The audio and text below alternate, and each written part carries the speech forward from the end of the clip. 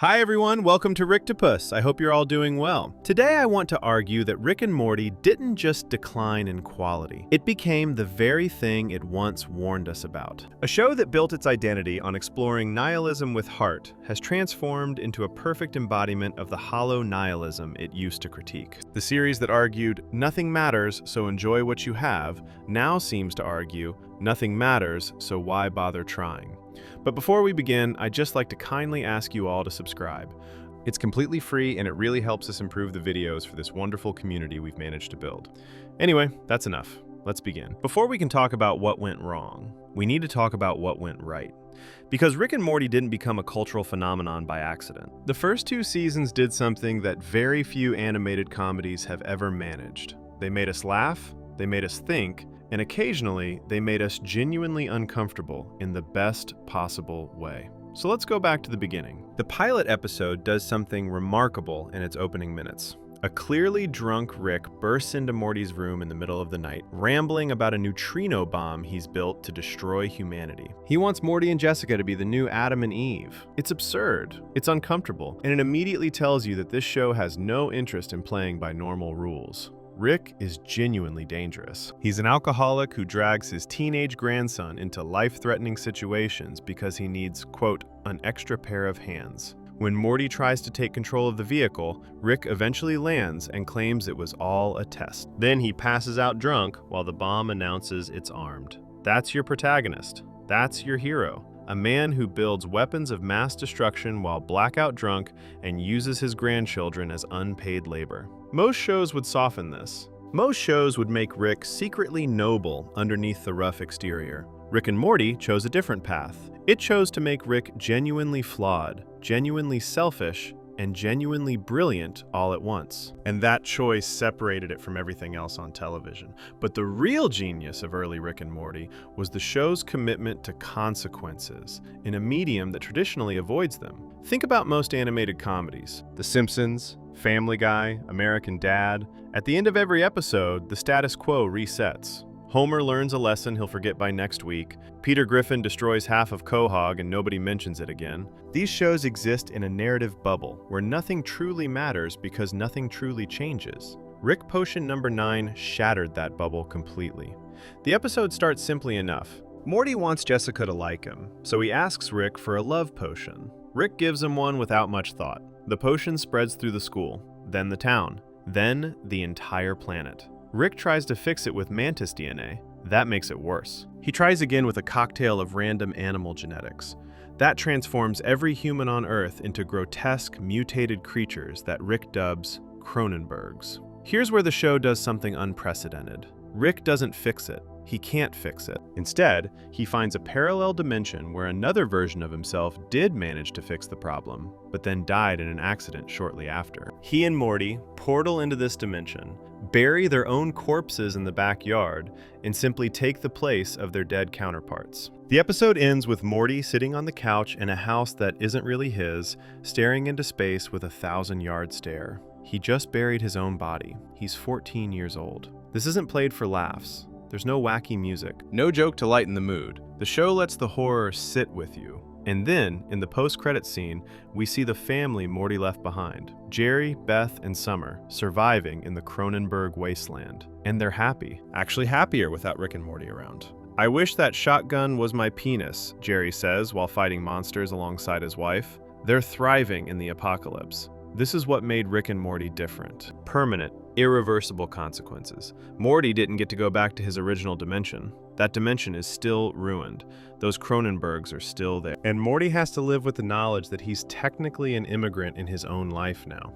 2 episodes later, in Ricksty Minutes, the show acknowledges what happened. Morty shows Summer the graves in the backyard. He tells her the truth. And then he delivers one of the most quoted lines in the entire series. Nobody exists on purpose. Nobody belongs anywhere. Everybody's gonna die. Come watch TV. This line works because it earns its nihilism. Morty isn't being edgy or trying to sound cool. He's a traumatized kid who has genuinely internalized the meaninglessness of existence because he's seen proof of it. He buried his own corpse, and somehow he's found a way to make peace with it. Not through denial, but through acceptance. If nothing matters, then the only thing that does matter is the people right in front of you, right now. This balance between darkness and heart defined early Rick and Morty. The show could be brutal, it could be genuinely disturbing, but it never lost sight of its emotional core. Even the jokes had layers.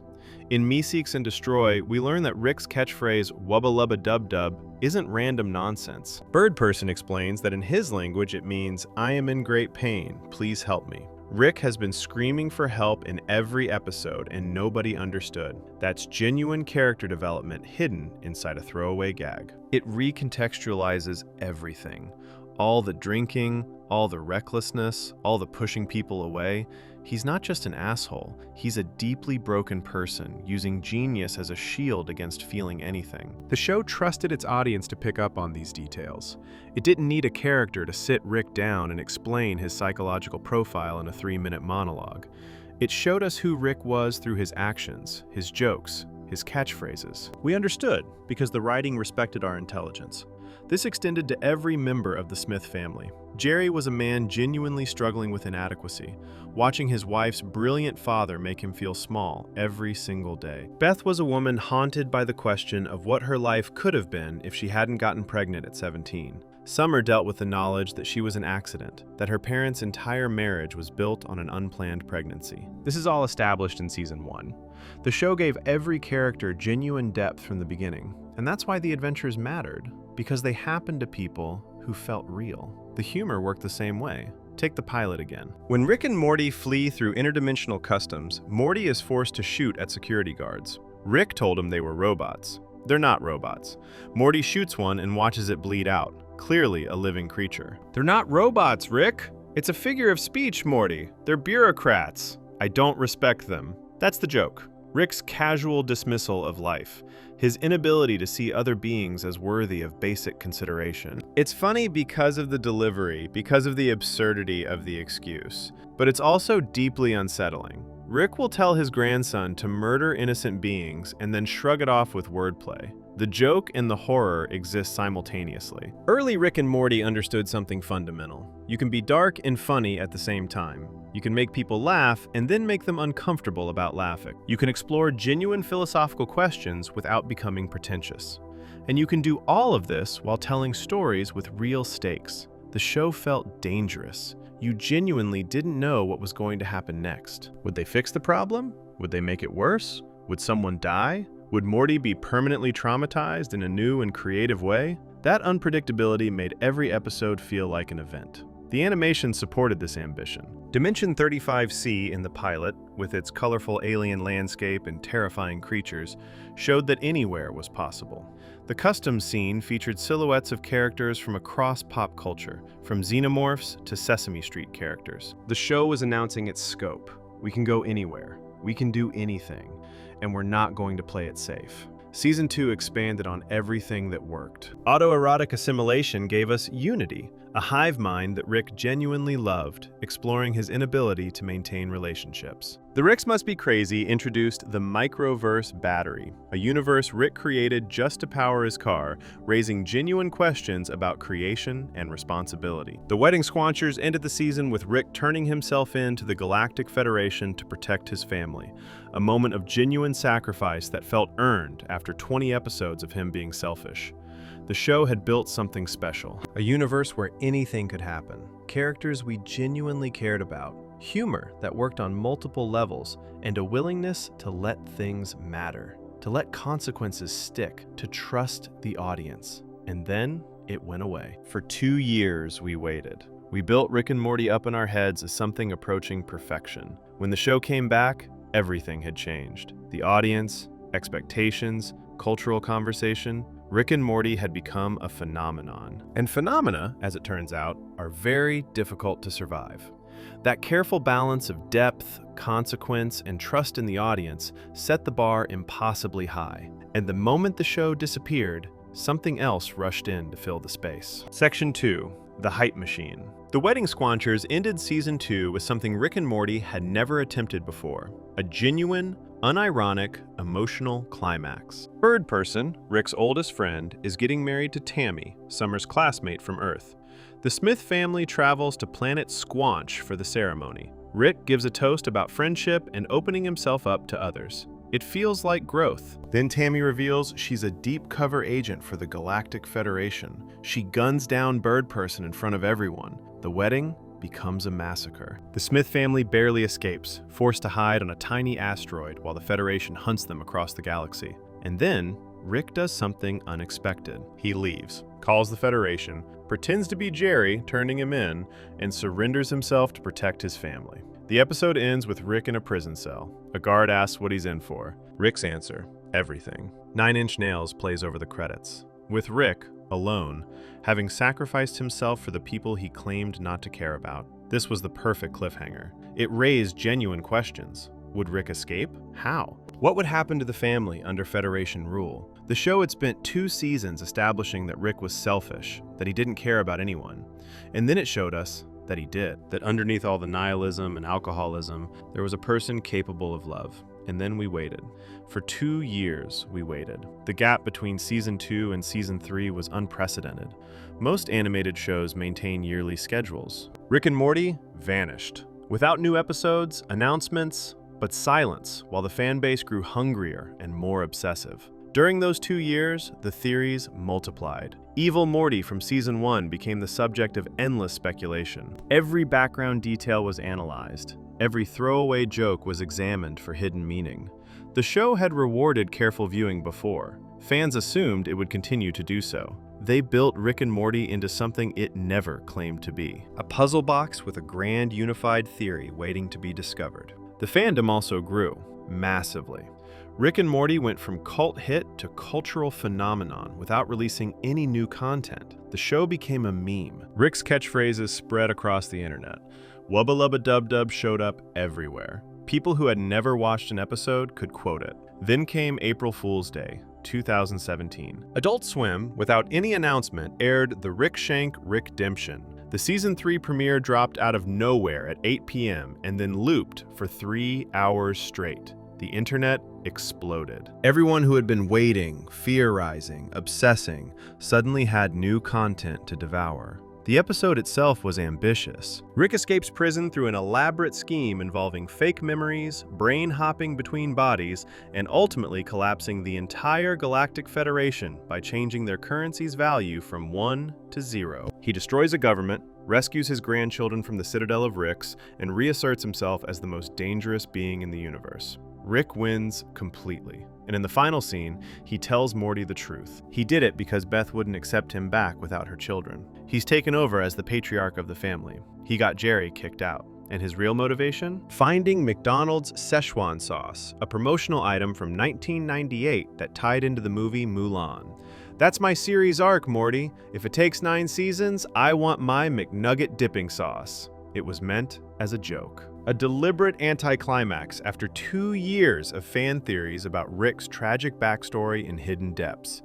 The show was laughing at the idea that it had some grand plan. Rick's motivation is sauce. The fan base did not take it as a joke. McDonald's, seeing an opportunity, announced a limited release of Szechuan sauce in October 2017. They drastically underestimated demand. Most locations received only 20 packets. Thousands of fans showed up. When stores ran out, people lost their minds. Videos emerged of grown adults screaming at minimum wage employees. One person climbed onto a counter and started screeching, "I'm Pickle Rick!" Someone offered a car for a packet of sauce. This was the moment Rick and Morty became embarrassing to like. The Szechuan sauce incident crystallized everything toxic about the fan base into a single humiliating news cycle. Here were adults throwing tantrums over dipping sauce because their favorite cartoon mentioned it. The show that prided itself on intelligence had attracted fans who would have public meltdowns at fast food restaurants. Around the same time, a copypasta started circulating. To be fair, you have to have a very high IQ to understand Rick and Morty. The humor is extremely subtle, and without a solid grasp of theoretical physics, most of the jokes will go over a typical viewer's head. Nobody knows if the original post was sincere or satirical. It doesn't matter. The copypasta became the definitive statement of how the world saw Rick and Morty fans. Pseudo-intellectual elitists who thought watching a cartoon made them geniuses.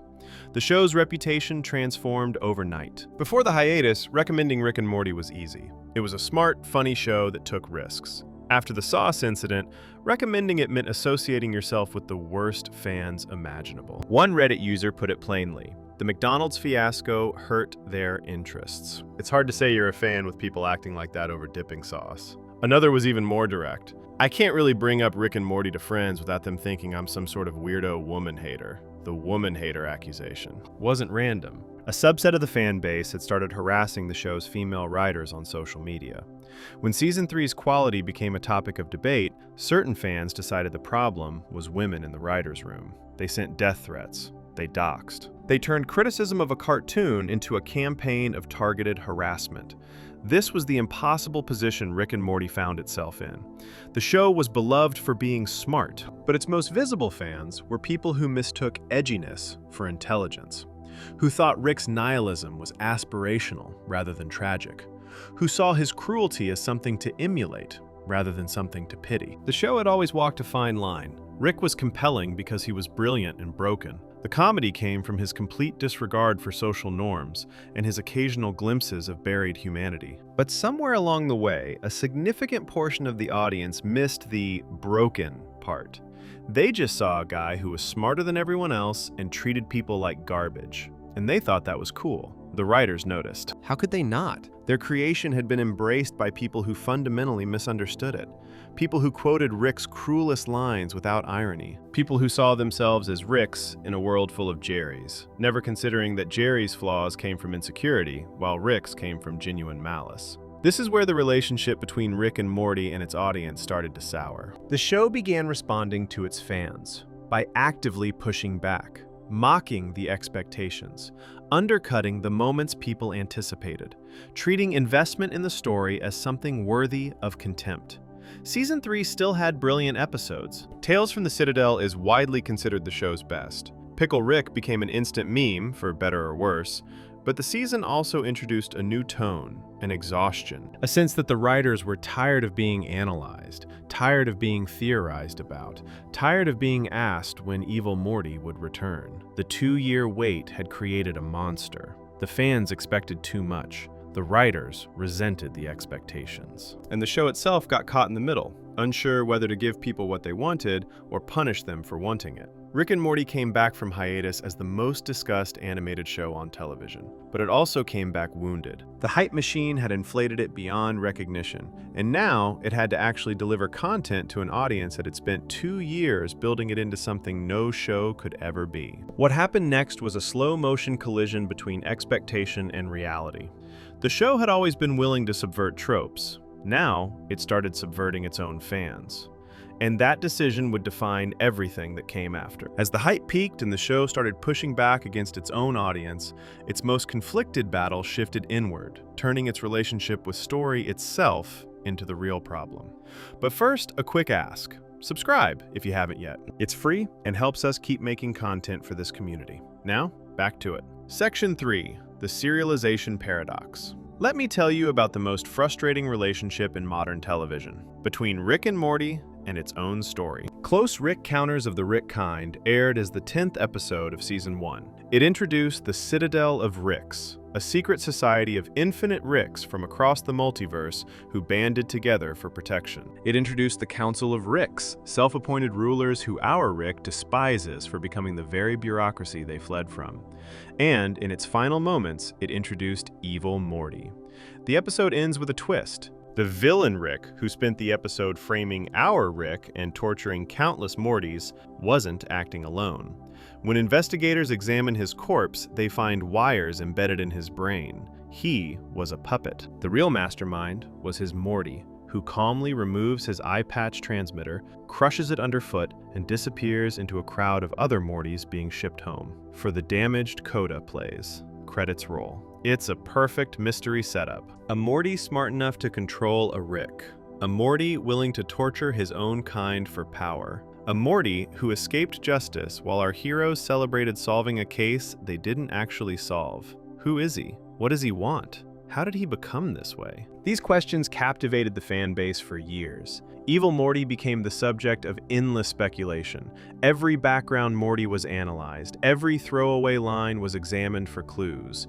The show had planted a seed, and fans watered it obsessively. 3 seasons later, Tales from the Citadel delivered what might be the best episode in the entire series. While Rick and Morty go to Atlantis, mentioned briefly at the start and end, the episode explores 4 interconnected storylines on the Citadel. A rookie Rick cop paired with a corrupt Morty partner, a factory worker Rick who snaps and takes a hostage, a group of misfit Morty students on a journey to find the legendary wishing portal, and a Morty running for president against a field of Rick candidates. The episode is brilliant. It's ambitious anthology storytelling that treats its setting with genuine seriousness. The cop story explores systemic corruption. The factory story examines class exploitation. The student story delivers genuine tragedy when Slick, a Morty with an implanted trauma response, throws himself into the wishing portal because he believes Morty wishes never come true. The political story builds to a devastating reveal. The candidate Morty wins the election and immediately executes everyone who thought they could control him. The final shot shows bodies floating in space, campaign workers, corrupt cops, shadow council members, and scattered among them, photographs of a familiar Morty removing an eye patch. Evil Morty has returned, and he's now in charge of the entire Citadel. This episode proves beyond any doubt that Rick and Morty can do serialized storytelling at the highest level. It proves the show has the capacity for world building, for consequences, for narratives that reward investment. When the credits rolled on Tales from the Citadel, fans were electrified. The show had finally committed to its own mythology. And then, almost immediately, the show started punishing them for caring. The contempt became impossible to ignore. When fans demanded answers about Rick's dead wife, whose loss was hinted at throughout the series, the show responded with a line that could have been designed to maximize audience frustration. Dead wife? Yes. Now everyone can shut up about it. The mystery that had driven years of theorizing was resolved with a dismissive shrug. Not because the writers had crafted a satisfying revelation, because they were tired of being asked. Never Rick and Morty took this contempt to its logical conclusion. The entire episode is a meta-commentary on fan expectations for serialized storytelling. Rick and Morty find themselves trapped on a, quote, story train, a literal anthology device that forces them through various narrative scenarios. When Morty asks what's happening, Rick explains, "It's not a real train, it's a story device." Literally. A literal literary device. Quite literally, meta. The episode features Story Lord, a villain who wants to harvest Rick and Morty's narrative potential for his own purposes. He represents fans who want the show to commit to ongoing storylines. When defeated, he's trapped in every writer's hell, the Bible. It's a joke, but the target is clear. People who want Rick and Morty to tell a coherent long-term story are portrayed as villains, as parasites feeding on creativity, as fundamentally misunderstanding what the show is supposed to be. The episode ends with Rick delivering a speech about how the only purpose of existence is to buy merchandise. It's funny, it's self-aware, and it's also the writers telling their audience directly that wanting anything more than disconnected adventures makes you a sucker. This is the pattern. Build something meaningful, mock the audience for caring. Rush to resolution. The central finite curve is the perfect example. Introduced in Rick Mirai Jack, the season 5 finale, it's revealed that Rick constructed a barrier around a subset of infinite realities. Within this barrier, Rick is always the smartest being in his universe. Outside it, anything is possible. It's a massive piece of mythology that recontextualizes everything we've seen, and it's introduced and immediately abandoned within the same episode. Evil Morty breaks through the barrier and escapes to realities beyond Rick's control. The Citadel is destroyed. Years of buildup culminate in Evil Morty simply leaving the story. He got what he wanted, he's gone now. Fans were promised that Evil Morty's arc would continue, that his escape would matter. Instead, by season 7, he's reduced to a cameo role, helping Rick track down Rick Prime before returning to his undefined existence beyond the curve. The character who drove years of speculation resolved his story by becoming irrelevant. Rick Prime suffered the same fate, built up across multiple seasons as the ultimate villain, the Rick who murdered our Rick's family, the monster whose cruelty created the nihilistic alcoholic we've followed since the pilot. When he finally dies in Unmortrican, fans felt cheated. Reddit captured the reaction perfectly. It felt like everything in the story was a slow build-up, but then the episode happens and it was just done. The show's defenders offered an interesting argument. The unsatisfying ending was intentional. Rick Prime's death was supposed to feel hollow because revenge is hollow. The point was that killing him wouldn't fix anything. Here's the problem with that defense. Intentionally unsatisfying storytelling is still unsatisfying storytelling. You can craft a narrative about the emptiness of revenge that still feels complete. You can subvert expectations in ways that enhance rather than diminish the experience. Saying "we meant to disappoint you" doesn't transform disappointment into satisfaction.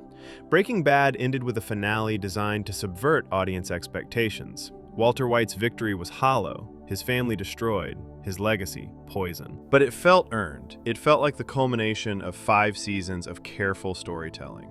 Nobody walked away from Felina feeling like the writers had wasted their time. Rick and Morty builds toward conclusions that feel like the writers got bored halfway through. The setup is always better than the payoff. The journey is always more interesting than the destination. And increasingly, the destination comes with a lecture about how stupid you were for expecting destinations at all. The show exists in a permanent state of contradiction. It creates mysteries too compelling to ignore, then resents the audience for not ignoring them.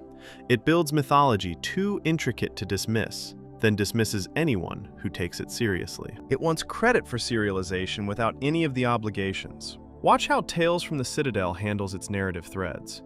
Every storyline has a beginning, middle, and end. Every character arc resolves in a way that feels earned. The tragedy of Slick's suicide hits hard because the episode took time to establish his pain, his friendships, his desperate hope that something could change. The horror of Evil Morty's purge lands because we spent the episode watching him perform compassion while plotting violence. Now compare that to how the show handles Evil Morty's overall arc. Years of build-up, occasional appearances that tease greater significance, a finale that rushes through revelations at breakneck speed, and then nothing. He escapes. He's free. The character who represented the show's potential for long-form storytelling demonstrates exactly why the show can't commit to long-form storytelling. The writers seem to believe they're above the conventions they're deconstructing. They think pointing out that a train is a story device makes the train more interesting than just telling a good train story would. They think acknowledging that audiences want resolution absolves them from providing resolution. But deconstruction only works when you understand what you're taking apart. The best meta-commentary comes from creators who genuinely love the forms they're critiquing. Community, Dan Harmon's previous show, was constantly aware of its sitcom conventions, but never let that awareness become contempt for the audience. Rick and Morty's serialization paradox is exhausting. It's a show that keeps asking you to invest, then laughing at you for investing, then asking you to invest again. It's an abusive relationship dressed up as sophisticated storytelling. The tragedy is that they're good at this. Tales from the Citadel proves it. The Evil Morty reveal in Season 1 proves it. When Rick and Morty commits to its own mythology, the results are genuinely impressive. The show has all the tools for great serialized storytelling. It just refuses to use them consistently. Instead, we get breadcrumbs stretched across years, resolutions that feel like rough drafts, and a persistent message that caring about any of it makes you the problem. The show created a mystery with Evil Morty, spent 7 years teasing answers, and then acted annoyed that anyone expected answers. Maybe the real paradox is the audience's relationship with a show that keeps telling us in increasingly explicit terms that our investment is unwelcome. We keep watching anyway, keep theorizing, keep hoping the next big reveal will be the one that pays off years of patience. And the show keeps finding new ways to tell us we're idiots for hoping. But as the show kept undercutting its own storylines, an even bigger issue crept in. Because the more Rick stopped losing narratively, the more he stopped losing at all. Section 4. The God Problem. In Night Shame Aliens, Rick gets fooled by aliens, repeatedly. The Zygarians, a species of scammers trying to steal his secrets, trap Rick inside a simulation. They want the formula for concentrated dark matter, a fuel Rick invented for faster-than-light travel. The entire episode is a chess match between Rick's intelligence and their deception. Rick figures out he's in a simulation. He escapes. He feels clever. And then it's revealed he's still in a simulation. The escape was fake. The Zygarians were one step ahead. Rick gets genuinely fooled, genuinely outmaneuvered by aliens he dismisses as incompetent. When he finally does escape for real, it's through luck and cleverness, not godlike power. He tricks them into blowing themselves up with a fake formula, but only after they successfully tricked him first. This is Season 1 Rick. A genius, absolutely, the smartest person in any room he enters. But also fallible, capable of being fooled, of walking into traps, of making mistakes that have real consequences. The show understood something fundamental about tension. Even the smartest character needs limitations. Even the most powerful hero needs to struggle. The joy of watching Rick wasn't just seeing him win, it was watching how he won. The improvisation, the desperate scrambles, the moments where his brilliance barely saved him from his own arrogance. Rick Potion number 9 demonstrates this perfectly. Rick can't make a simple love potion work correctly. He Cronenbergs an entire planet because he underestimated the complexity of the problem. His solution makes things worse. His second solution makes things even worse. Eventually, his only option is to flee to a different dimension entirely. The smartest man in the universe couldn't fix his own mistake. This Rick felt real, dangerous but not invincible, brilliant but not omniscient. His adventures had stakes because failure was genuinely possible. Somewhere along the way, that Rick disappeared. The escalation happened gradually at first, then all at once. Rick gained cybernetic implants that could regenerate his body. He developed force fields that activated automatically. He created Operation Phoenix, a system that clones him into a new body whenever he dies. He acquired weapons that could kill with a touch, shields that blocked any attack, gadgets for every conceivable situation. By Season 3, Rick had become something else entirely. Not a scientist who uses technology to overcome challenges, but a god who occasionally pretends to be threatened for dramatic effect. The Rick Shank redemption is the clearest example. Rick escapes from a maximum security Federation prison, takes over multiple bodies through brain hopping, destroys the entire Galactic Federation by changing a single digit in their currency system, rescues his grandchildren from the citadel of Ricks, and murders the Council. All in one episode, all without breaking a sweat. The Galactic Federation had been established as a genuine threat. They captured Rick. They occupied Earth.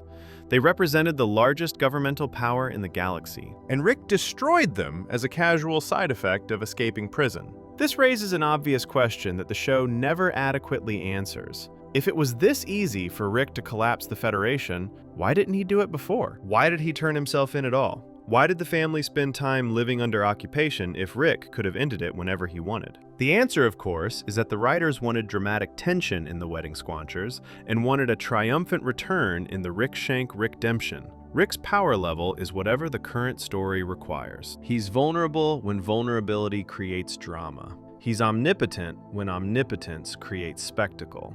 There's no consistent logic to what he can and cannot do. Childrick of Mort makes this contradiction explicit. Rick fights Zeus, an actual god, and Zeus beats him. Rick gets physically overpowered, knocked around, nearly killed. It's one of the rare moments in later seasons where Rick faces a genuinely superior opponent. But in dozens of other episodes, Rick defeats threats that should logically be far more dangerous than a single deity. He takes on armies. He outsmarts cosmic entities. He casually destroys civilizations. The Zeus fight only happens because the episode needed Rick to struggle.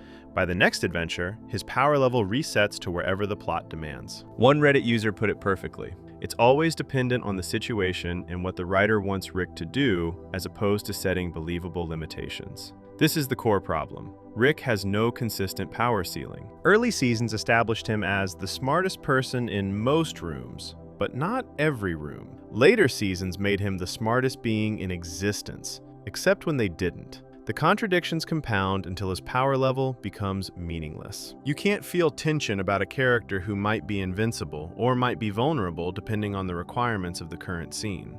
Operation Phoenix illustrates this perfectly. The resurrection system is introduced, destroyed, reintroduced, and ignored according to whatever the story needs. Sometimes death matters for Rick. Sometimes it doesn't. There's no consistent rule about when Operation Phoenix is functional and when it isn't. Rick Mirai Jack attempted to address the God problem through retcon. The central finite curve, it reveals, is a barrier Rick himself constructed around a subset of infinite realities. Within this barrier, Rick is always the smartest being in his universe. Every Rick, in every reality we've seen, exists in a carefully curated bubble where he's guaranteed to be on top. This is a clever solution on paper. It explains why Rick always wins. It recontextualizes his arrogance as a form of cheating. He's not actually the smartest being in existence. He's just the smartest being in the rigged game he built for himself. But the retcon just explains the problem. We're still watching a character who cannot lose within the confines of his own show. The revelation that his superiority is artificial doesn't make his victories more exciting. If anything, it makes them less meaningful. He's not overcoming challenges. He's playing a game he designed to be unlosable. Evil Morty's escape through the barrier theoretically opens the door to universes where Rick isn't supreme. But the show hasn't meaningfully explored this. The God problem remains unsolved. Rick is still functionally omnipotent in every episode that doesn't specifically require him not to be. Another Reddit user captured what was lost. The early seasons, Rick made mistakes, underestimated people, walked into traps, and it made him relatable. That word is key, relatable. Early Rick was a human being with superhuman intelligence. He made bad decisions. He let his ego cloud his judgment. He paid prices for his arrogance. When he won, it felt earned because we'd seen him genuinely struggle. Modern Rick is a force of nature with a drinking problem. His victories aren't triumphs of intelligence over adversity. They're foregone conclusions waiting for the episode to acknowledge them. The question isn't whether Rick will win. The question is how long the episode will pretend otherwise. This matters because tension is the engine of both comedy and drama. You can't have a satisfying action sequence if the outcome is never in doubt. You can't have a meaningful emotional beat if the character can simply gadget their way out of any consequence. Even comedy suffers when the protagonist is too powerful. So much of early Rick and Morty's humor came from watching Rick's plans go sideways, from seeing his overconfidence backfire. When Rick can't fail, he can't be funny in the same way. The show sometimes tries to create stakes through threats to Morty or the family, but even this rings hollow when Rick has demonstrated the ability to resurrect the dead, travel through time, and reset entire realities. What danger is truly permanent in a universe where the protagonist can undo anything? The Vat of Acid episode is often cited as proof the show can still create genuine stakes. Morty experiences an entire relationship, falls in love, loses everything, and has to live with the consequences. It's devastating. It works because for once, something actually matters. The reset button doesn't get pressed. But the episode is the exception that proves the rule. It works specifically because it denies Rick the easy solution. And even then, Rick could have fixed everything if he'd chosen to. Morty's suffering was Rick's punishment, not a genuine limitation on Rick's power. The tragedy is that the God problem was entirely avoidable. The show established early that Rick's genius came with costs. His drinking was self-medication for trauma. His recklessness endangered everyone around him. His refusal to play by the rules left him isolated and miserable. These limitations made him interesting. Instead of deepening those costs, the show stripped them away. Rick became less human as he became more powerful. His vulnerabilities became jokes rather than genuine weaknesses. His emotional moments became increasingly rare islands in an ocean of consequence-free spectacle. The smartest man in the universe used to be a compelling character because we saw what that intelligence cost him. Now he's just a power fantasy with occasional sad scenes. The genius who could be fooled by simulation aliens has been replaced by a deity who occasionally pretends to be mortal. And you can't tell good stories about gods. Not really. Not when they can solve any problem by waving their hand. The Greeks understood this. Their gods had limitations, rivalries, blind spots. They could be tricked, outwitted, opposed. Rick used to have those qualities. Now, he's just winning, forever, in a game he rigged from the start. As Rick became untouchable, the damage didn't stop with him, because his worldview didn't just dominate the universe anymore. It spread to everyone around him. Before we move on, go ahead and hit subscribe. Totally free, and it really helps us keep this going. All right, let's continue. Section 5. Everyone becomes Rick. The Smith family used to be a family. Not a perfect one, not even a particularly functional one, but each member had distinct flaws, distinct desires, and most importantly, distinct hearts. They bounced off each other in ways that created friction, comedy, and genuine pathos. Rick was the cynical genius. Morty was the anxious moral compass. Beth was the overachieving daughter desperate for approval. Summer was the self-absorbed teenager discovering the world didn't revolve around her. Jerry was the lovable loser, out of his depth but trying his best. That dynamic made early Rick and Morty work. The show's nihilism landed because it existed in tension with characters who still cared about things. When Rick delivered monologues about the meaninglessness of existence, they hit harder because Morty was there to push back, to insist that things mattered even if the universe disagreed. The family's optimism, however flawed, provided contrast to Rick's despair. Then, gradually, everyone became Rick. Morty's transformation is the most striking because it represents the clearest betrayal of the show's original premise. In the pilot, Morty is terrified, overwhelmed, barely able to function during Rick's chaotic adventures. He's the audience surrogate, the normal person thrown into extraordinary circumstances. His fear and confusion ground the craziness. His moral objections remind us that the things Rick does are genuinely monstrous. By season 3, that Morty was gone. In his place stood a character capable of calculated cruelty that would have been unthinkable in earlier seasons. The Whirly-Durly Conspiracy contains a scene that captures this shift perfectly. Morty discovers that Ethan broke up with Summer, hurting her feelings. His response is to use one of Rick's devices to physically mutilate Ethan's body, warping his features into something grotesque.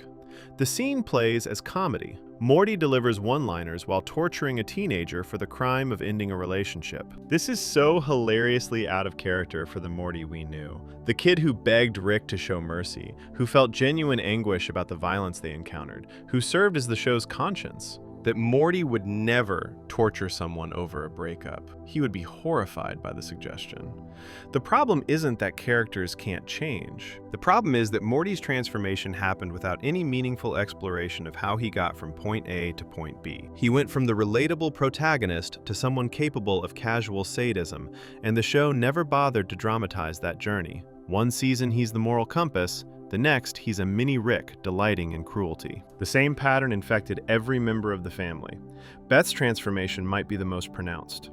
Early Beth was complicated. She harbored resentment about her abandoned dreams, struggled with alcoholism, and desperately sought her father's approval. But she also loved her children, tried to hold her marriage together, and displayed vulnerability beneath her surface coldness. She was a flawed person making flawed choices, not a caricature. The ABCs of Beth retroactively rewrote her history. The episode reveals that as a child, Beth was essentially a sociopath. She created a fantasy world where she trapped her childhood friend Tommy, potentially leaving him to die.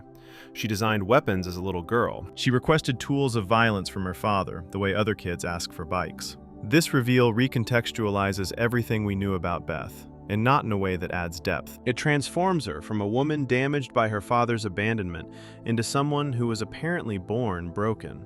The episode frames her as Rick's true heir, a kindred spirit in amorality who was always destined to be cruel. By later seasons, Beth became borderline unwatchable, nearly every line fueled by anger or contempt. Her interactions with Jerry transformed from complicated marital dysfunction into pure cruelty. Her moments of vulnerability disappeared, replaced by a character who seemed to exist primarily to deliver cutting remarks and assert her superiority. Summer's trajectory demonstrates a different problem. Not consistent darkening, but wild inconsistency that suggests the writers have no idea who she is. Rick Mancing the Stone opens season 3 with Summer as a badass warrior woman. Her parents' divorce has unlocked something feral in her. She joins a post-apocalyptic death cult, marries a warlord, and embraces violence as a coping mechanism. It's dark but coherent character work, showing how trauma might transform a teenage girl. Then the next episode happens, and she's a regular teenager again. Then she's an insecure child desperately seeking validation.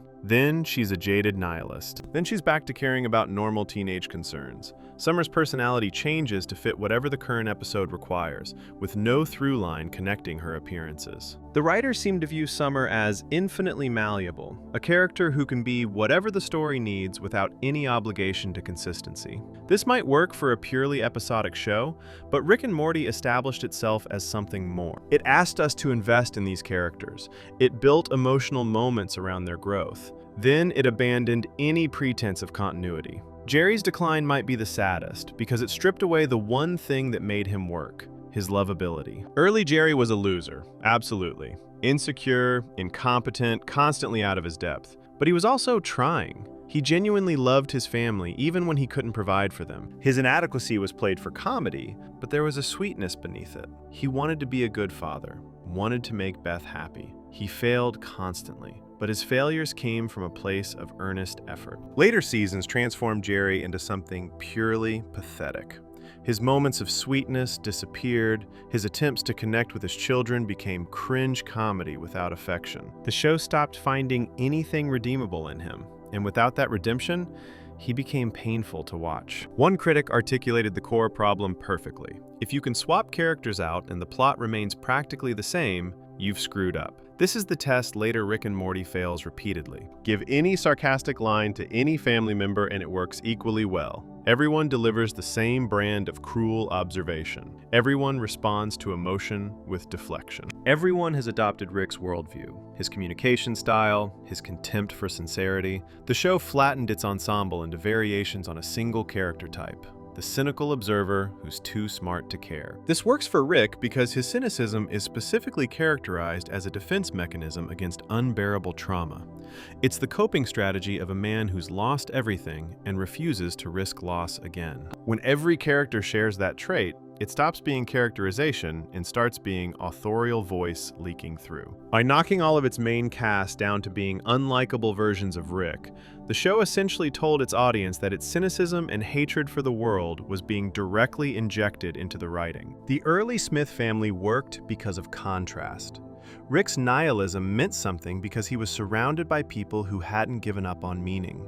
His cruelty stood out because others in his life still practiced kindness. His isolation was poignant because his family kept trying to reach him despite everything. Remove that contrast and you remove the tragedy. If everyone is Rick, then Rick isn't special. If everyone is cynical, then cynicism is the default mode of existence. The show stops being about a broken man corrupting his family and becomes about a broken universe where everyone was already broken. This also fundamentally changes the viewing experience. Early Rick and Morty invited identification with Morty, the normal person navigating an insane world. Later seasons offer no point of entry. Every character treats every situation with the same jaded detachment.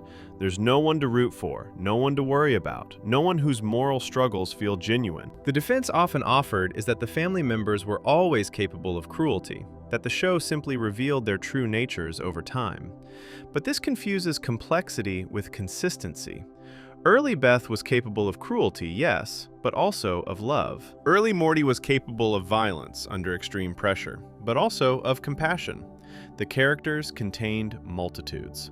Later seasons collapsed those multitudes into a single note: cruelty without love, violence without remorse, cynicism without the vulnerability that once made it feel earned. What remains is a cast of characters who all sound the same, all react the same, all deliver the same brand of bitter humor. The family that once grounded the show's cosmic nihilism in something human has become indistinguishable from the void they once resisted. And that void is boring. Darkness needs light to be visible. Cynicism needs sincerity to cut against. A show where everyone has given up on meaning is a show that has given up on itself. The tragedy is that they all changed in exactly the same direction, toward exactly the same destination, until the unique voices that made the show special were replaced by a chorus of identical sneers. By stripping every character of contrast and turning the family into echoes of Rick, the show didn't just lose its emotional core, it quietly set the stage for the collapse of the comedy itself. Quick side note, subscribing is free and helps us improve these videos for you all.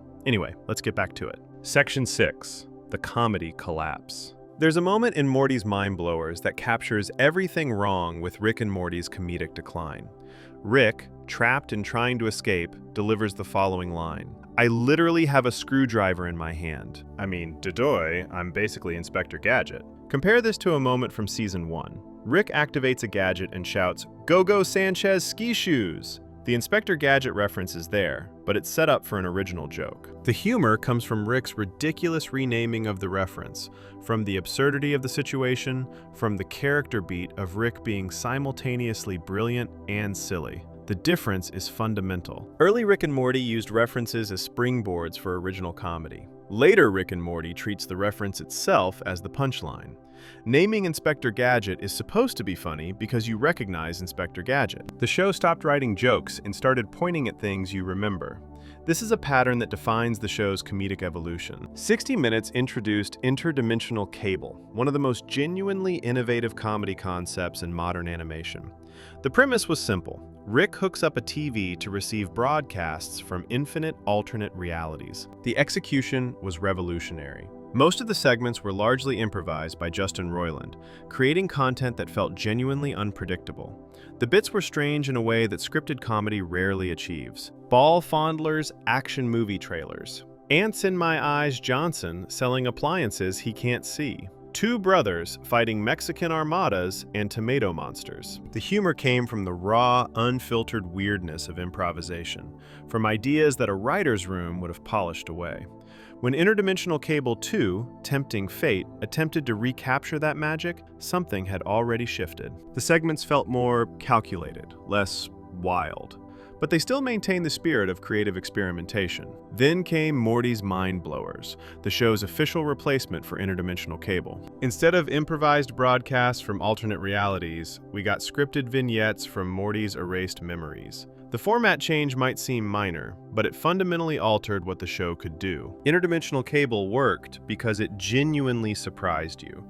You never knew what strange direction the next bit would take. The improvisation created real unpredictability. Morty's Mind Blowers eliminated that uncertainty. Everything was crafted, refined, predictable. More importantly, the shift revealed something about the writer's priorities. Interdimensional Cable was risky. Some bits didn't land. That was part of the charm. Morty's Mind Blowers was safe. Every segment was polished enough to guarantee a certain baseline of entertainment. But that safety came at the cost of the manic energy that made the original format special. One critic called it inferior comedy that wastes the potential for good drama. That's exactly right. The anthology format could have explored genuine character moments. Instead, it delivered a series of serviceable sketches that felt like the writers wanted the convenience of episodic storytelling without the creative risk.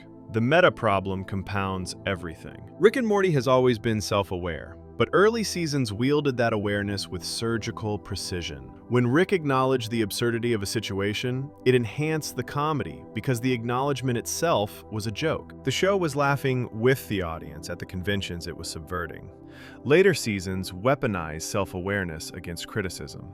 The logic seems to be, if we acknowledge that something is bad, you can't criticize us for it being bad. Characters point out weak plotting. They name-check predictable story structures, roll their eyes at their own adventures. But acknowledging bad writing doesn't fix bad writing. If your story has a predictable twist and a character says, well, that was a predictable twist, the twist is still predictable. The meta-commentary just adds a layer of smug awareness on top of the failure. Never Ricking Morty is the most extreme example. The entire episode is a commentary on narrative expectations, story structure, and audience demands. Rick literally explains that they're trapped in, quote, a story device, literally a literal literary device. Characters discuss act breaks and Bechdel tests and the nature of anthology storytelling. The Bechdel test joke is actually clever. Morty needs to disrupt Storylord's narrative machine by telling a story that doesn't center on Rick. He creates a clumsy scenario where Beth and Summer discuss their menstrual cycles while fighting scorpions. It's funny because it satirizes performative feminism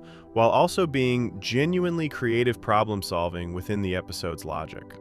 This proves the writers can still craft intelligent comedy when they commit to it. The Bechdel bit works because it's a real joke with layers, not just a reference to a concept the audience might recognize. But surrounding that clever moment are endless examples of the show's dominant late-season mode, commenting on itself rather than being itself. The Storylord villain represents fans who want serialized storytelling. The Jesus Saves Us ending mocks religious narratives while also using them.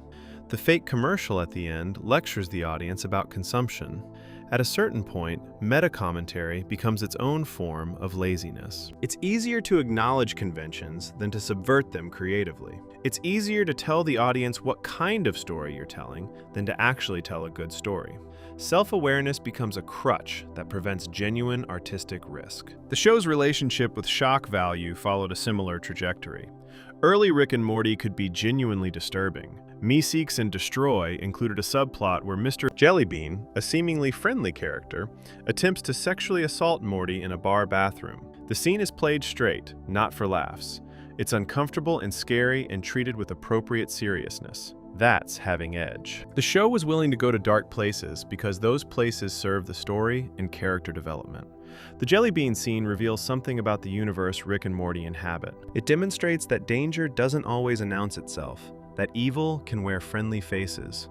Later seasons replaced having edge with being edgy. The distinction matters. Having edge means incorporating dark or transgressive elements that serve a purpose. Being edgy means including shocking content primarily because it's shocking. Dragon sex in Claw and Hoarder, Special Rickdom's Morty, sperm monsters in Rick Dependent Spray, an incest baby in Amorticon Grick Fitty. These elements exist not because they deepen character or advance themes, but because someone in the writer's room thought they'd be provocative. The dragon sexuality stuff is particularly instructive. It goes on forever, becoming increasingly explicit without any comedic or thematic payoff that justifies the extended focus. The show seems to think the existence of dragon-human romantic content is inherently funny. It isn't. The joke is, dragons have sex with humans, repeated with escalating crudeness. Reddit captured the fanbase's frustration perfectly. Seasons 5, and to a lesser extent 6, went really heavy on meta-commentary and toilet humor. That combination is lethal. Meta-commentary distances the audience from emotional investment. Toilet humor replaces clever writing with gross-out gags. Together, they create a show that refuses to take itself seriously while also refusing to be genuinely funny. The sterilization of edge manifests in another way. One critic complained the show increasingly reeks of Whedon, referring to the specific brand of quippy, self-deprecating dialogue that Joss Whedon popularized. Every character delivers one-liners. Every tense moment gets deflated by someone acknowledging how tense it is. Sincerity becomes impossible because sincerity requires vulnerability. Early Rick and Morty balanced dark comedy with genuine emotional beats. The nihilism meant something because characters still tried to connect, still risked caring about things. The jokes landed harder because they existed alongside moments of real feeling. Late Rick and Morty is all surface. Characters quip through trauma. They undercut emotional moments before those moments can land. The show seems afraid of genuine feeling, retreating into irony whenever things threaten to matter. This connects to a broader exhaustion with constant self-awareness. Audiences in the 2020s have grown tired of media that won't commit to itself. The endless winking, the perpetual acknowledgement that we know this is a show, the refusal to let anything be taken at face value. At some point, you want the story to just be a story.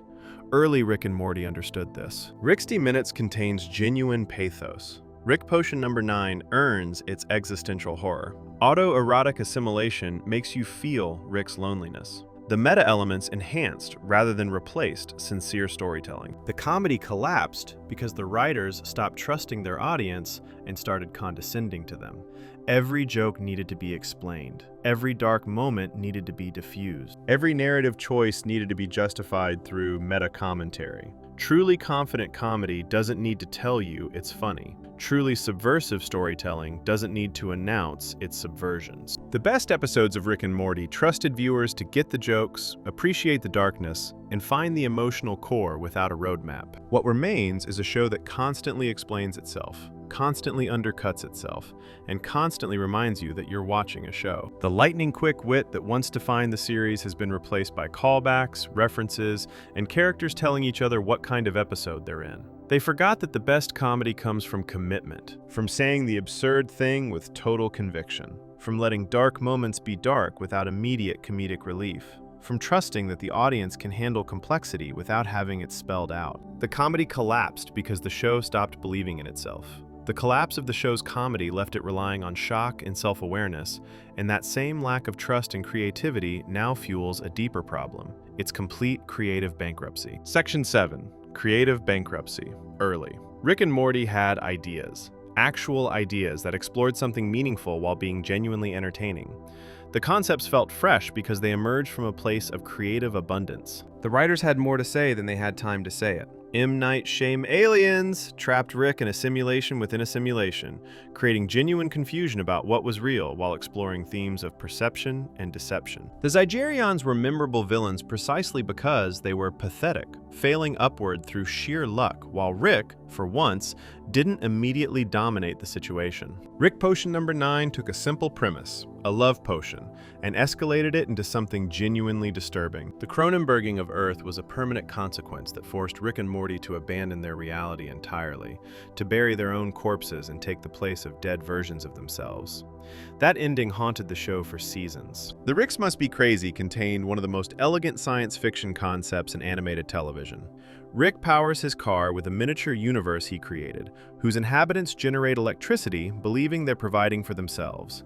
Inside that universe, a scientist has created his own miniature universe for the same purpose. The recursion was clever, but the real genius was how it forced Rick to confront a mirror of his own exploitation. Autoerotic assimilation introduced unity, a hive mind that Rick genuinely loved. The episode explored what it means to be in a relationship with something that isn't a single person, the seductive appeal of losing yourself in another consciousness, and ultimately, the devastating loneliness that remains when you can't. Rick's attempted suicide at the episode's end remains one of the most powerful moments in the series. These were explorations of identity, consequence, exploitation, and connection wrapped in comedy.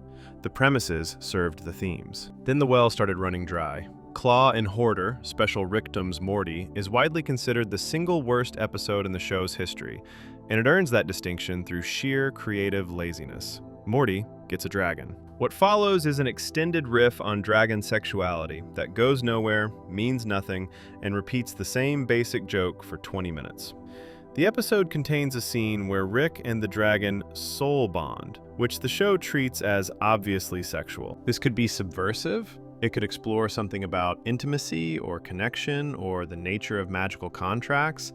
Instead, the scene just exists to make the audience uncomfortable. Rick and a dragon are doing something that looks like sex. That's the entire joke.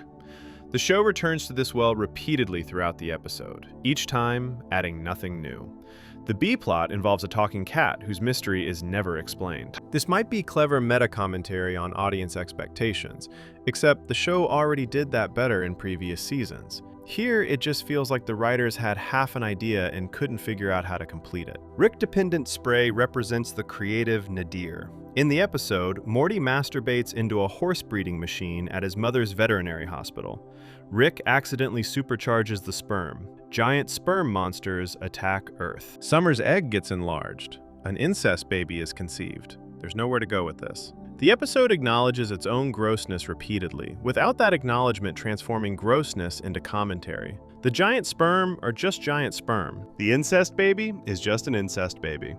The show seems to think the existence of these things is inherently funny, that stating something taboo is the same as making a joke about it. Compare this to how early seasons handled transgressive content. Me Seeks and Destroy included an attempted sexual assault scene that was genuinely disturbing because the show took it seriously. Rick Potion number 9 turned the entire planet into monsters through a chain of unintended consequences. These episodes used dark content to explore something about human nature or the universe the characters inhabited. Rick-dependent spray uses dark content because the writers couldn't think of anything else to do. Gotron Genesis Rick Vangelion demonstrates a different kind of creative bankruptcy, the extended parody that adds nothing to its source material. The episode parodies Voltron-style anime, complete with combining robots and organized crime movie tropes. The family collects robot ferrets that combine into increasingly larger robots. This could work. Parody can be genuine commentary when it reveals something about the source material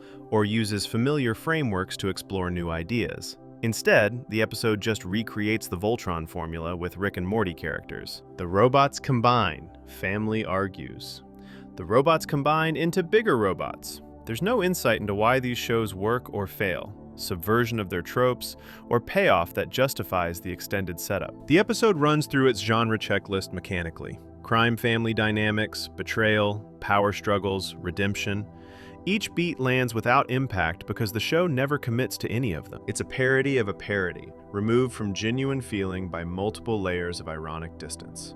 One Crew over the Crew Coo's Morty contains a moment that encapsulates everything wrong with the show's approach to celebrity cameos. Elon Musk appears as Elon Tusk, an alternate universe version of himself with tusks. Rick needs his help. They discuss collaboration. Rick plays Minecraft while Elon Tusk is in the room. One critic noted the staggering missed opportunity. Rick Sanchez is playing Minecraft with Elon Musk in the room, and no one saw the jokes that could be made at its expense.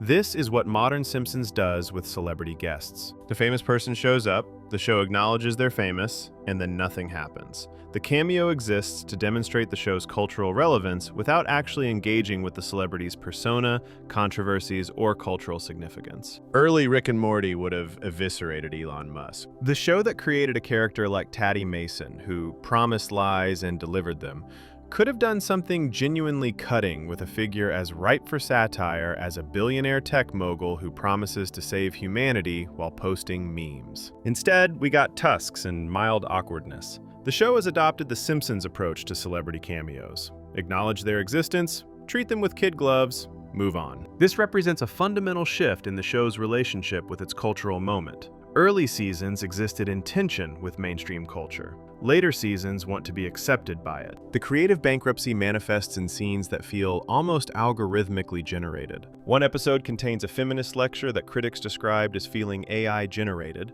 surface-level progressive sentiment delivered without conviction or insight, checking boxes rather than saying anything. Early Rick and Morty could be genuinely progressive when it wanted to be. Raising Gazorp satirized both toxic masculinity and performative feminism. The Wedding Squanchers treated Bird Person's relationship with Tammy with genuine emotional weight. The show had things to say and found clever ways to say them. Later seasons have opinions rather than ideas. The distinction matters. An opinion is a position you hold. An idea is something that generates new understanding.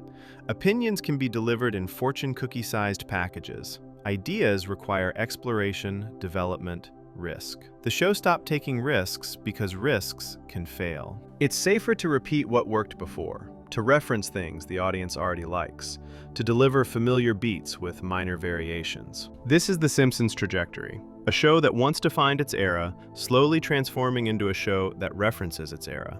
Some defenders argue that any long-running show eventually exhausts its premise. The Simpsons can only visit so many countries. Rick and Morty can only visit so many dimensions. Diminishing returns are inevitable. But this misses what made early Rick and Morty special. The show's premise, genius scientist takes his grandson on adventures, was always infinitely expandable. The limitation was never conceptual, it was creative. The writers ran out of interesting things to say, not interesting places to go. The Ricks Must Be Crazy worked because it had something to say about exploitation and recursion. Rick Dependent Spray failed because it had nothing to say about anything. The difference isn't premise complexity, it's creative investment. The show is now scraping the bottom of the barrel for concepts that work. Dragon sex, sperm monsters, turkey people, Voltron parodies.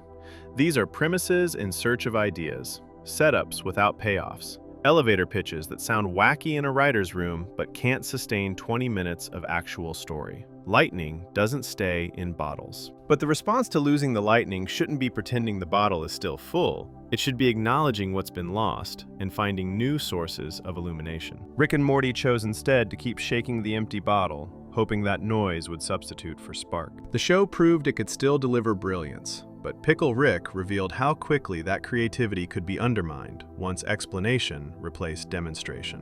While we're at it, consider subscribing. It costs nothing and supports everything we're building here. Now, back to the next part. Section 8, The Pickle Rick Problem. Pickle Rick won an Emmy. It deserved one for animation. The action sequence where Rick builds weapons from cockroach legs and rat tendons demonstrates genuine craft. The fight choreography in the Russian compound rivals anything in adult animation. For 12 minutes, the episode commits fully to its absurd premise and delivers spectacle worthy of the hype. Then, Dr. Wong delivers her monologue, and the episode reveals a template that would define the show's decline. Rick, the only connection between your unquestionable intelligence and the sickness destroying your family is that everyone in your family, you included, use intelligence to justify sickness. You seem to alternate between viewing your own mind as an unstoppable force and as an inescapable curse. And I think it's because the only truly unapproachable concept for you is that it's your choice to choose. You chose to be a pickle because you think using intelligence to justify sickness is heroic. Everything Dr. Wong says is accurate. That's precisely the problem. The episode already demonstrated these themes through action. Rick transformed himself into a pickle to avoid family therapy. He built an elaborate escape system rather than sit in a room and discuss his feelings. He chose violence over vulnerability at every opportunity. The behavior communicated his psychology more effectively than any diagnosis could. Dr. Wong's speech doesn't add insight. It translates insight that was already present into the most literal possible language. The show demonstrated something through story, then explained what it demonstrated through lecture. This is the textbook definition of tell, don't show, except worse because the showing already happened. The telling is redundant. One critic posed a question that cuts to the heart of the issue. If you believe Dr. Wong is a good character, name one trait about her that isn't smart or Asian. This is about function. Dr. Wong exists purely to deliver exposition. She has no personality quirks, no emotional reactions, no humanity beyond professional competence. She diagnoses Rick as a case study. The scene is a Wikipedia entry read aloud. The structural problem runs deeper than one character. The episode creates a bizarre viewing experience where spectacle and lecture exist in separate compartments. The action sequence asks you to enjoy Rick's ingenuity. The therapy scene asks you to feel guilty for that enjoyment. The whiplash suggests the writers themselves were conflicted about what they'd created. This ambivalence became the show's default mode. Entertainment wrapped in apology. Spectacle followed by explanation. Fun undermined by the insistence that fun requires intellectual justification. The meme phenomenon complicated everything. "I'm Pickle Rick" became the show's most recognized moment, but not because audiences engaged with its themes. Fans embraced the catchphrase, the image, the pure absurdity of a pickle murdering Russians. The therapy scene vanished from cultural memory, while the action sequence became inescapable. The writers seemed to interpret this as audience failure. If people missed the point of Pickle Rick, future episodes would need to state their points more explicitly. The response to misinterpretation was louder interpretation. The show began explaining itself constantly, as if viewers couldn't be trusted to derive meaning from dramatized events. But the misinterpretation was natural response to structure. When you create 12 minutes of spectacular action followed by 3 minutes of lecture, people remember the spectacular action. The lecture doesn't stick because it's disconnected from the experience that preceded it. Dr. Wong's monologue arrives like homework assigned after recess. Of course people tuned it out. A different structural choice would have yielded different results. Imagine if the therapy scene had shown Rick deflecting, joking, refusing to engage, with the family's frustration building until someone cracked. Imagine if Beth or Summer had delivered the insights about Rick's avoidance through their own anger rather than through a professional's clinical assessment. The emotional truth would have emerged from character interaction rather than authorial intervention. Lawnmower Dog understood this principle. The episode puts Morty inside Scary Terry's dream, where he discovers the monster is terrified of his own inadequacies. Nobody explains that fears often mask deeper insecurities. The story demonstrates it through action. Morty comforts Scary Terry, and the character's psychology becomes clear without annotation. Total Recall builds its entire structure around audience interpretation. The episode introduces parasites that implant false memories, making it impossible to distinguish real characters from fake ones. Viewers must analyze each character's history alongside the Smith family. The revelation that real relationships include bad memories alongside good ones emerges from the puzzle's solution. Nobody delivers a speech about how genuine connection requires accepting negativity. The concept lives in the mechanic. Big Trouble in Little Sanchez explores Rick's self-destructive tendencies by putting his younger self in a teenage body. Tiny Rick is popular, charming, everything old Rick isn't. The horror emerges when we realize Tiny Rick is suppressing old Rick's consciousness, essentially murdering himself through youth. The episode never explains what this says about Rick's relationship with his own mortality. It shows him writing desperate cries for help into song lyrics, while his teenage persona dismisses them as creative expression. The psychological truth communicates through behavior. These episodes trust their audience. Pickle Rick does not. The template established here, action plus lecture, infected subsequent seasons like a virus. Characters began announcing their emotional states rather than demonstrating them. Themes got stated explicitly rather than embedded in story structure. The show developed a nervous habit of explaining itself, as if silence might be mistaken for shallowness. Analyze Piss wants to explore Rick's inability to take small-scale threats seriously. The villain Pissmaster is genuinely pathetic, a middle-aged man in a urine-themed costume whose schemes pose no real danger. Rick's contempt for this adversary could generate real comedy and pathos. Instead, the episode has characters discuss Rick's boredom with low-stakes conflicts. The ending explicitly states that Pissmaster's suicide should make Rick feel guilty. The emotional beats arrive pre-chewed and pre-digested. Bethic Twinstinct has Beth attracted to her clone, Space Beth. The concept could explore identity, narcissism, the question of whether loving yourself is healthy or pathological. Instead, characters annotate their feelings in real time. Jerry explicitly states his insecurities. Beth explains what her attraction means. The episode becomes a conversation about itself, rather than a story that generates meaning through events. A Rick-convenient Mort pairs Morty with Planetina, an environmental activist with elemental powers. The relationship contains genuine pathos, particularly when Planetina's methods become violent and Morty must choose between love and ethics. But the episode can't resist having Morty explain his emotional arc. The breakup scene works when characters cry. It falters when they analyze why they're crying. The distinction between showing and telling matters because it determines how audiences engage with material. When you show something, viewers participate in constructing meaning. They observe behavior, make inferences, feel the emotional weight of choices. When you tell something, viewers receive information passively. They understand intellectually without feeling viscerally. The first creates investment. The second creates distance. Pickle Rick creates distance at the precise moment it should create investment. The therapy scene arrives when Rick is most vulnerable, having been forced to attend despite his elaborate avoidance scheme. The family is present, the stakes are emotional rather than physical. This should be the episode's climax, the moment where action gives way to genuine character work. Instead, we get diagnosis. Dr. Wong talks at Rick rather than with him. The family sits silently while a stranger explains their patriarch. Rick's deflections get analyzed rather than challenged. The scene feels clinical because it is clinical. We're watching a case study rather than a family reckoning. The episode ends with Rick dismissing therapy while eating pickle chips shaped like himself. The joke acknowledges his inability to change without actually dramatizing that inability. We're told he learned nothing, rather than shown the specific ways his avoidance will continue to damage his relationships.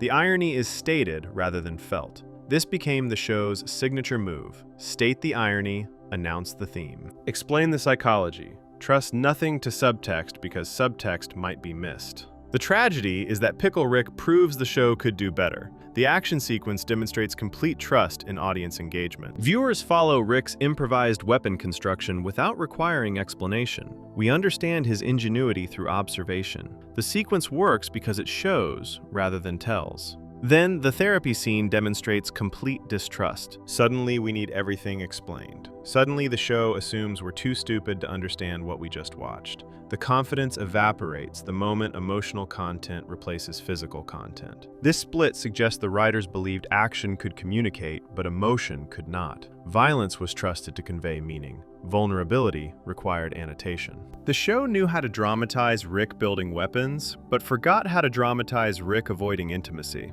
Or maybe they never forgot. Maybe they just stopped caring.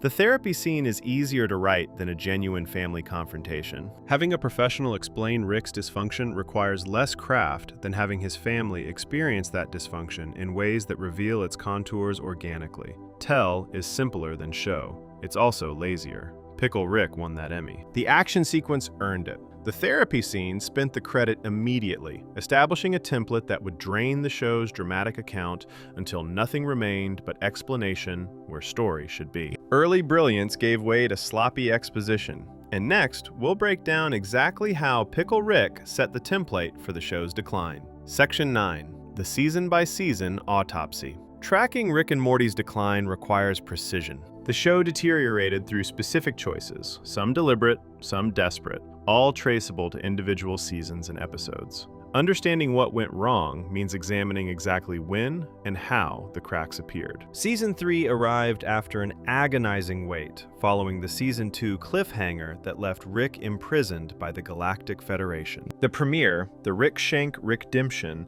delivered everything fans wanted: an elaborate escape, the destruction of both the Federation and the Council of Ricks, and Rick at his most triumphantly brilliant.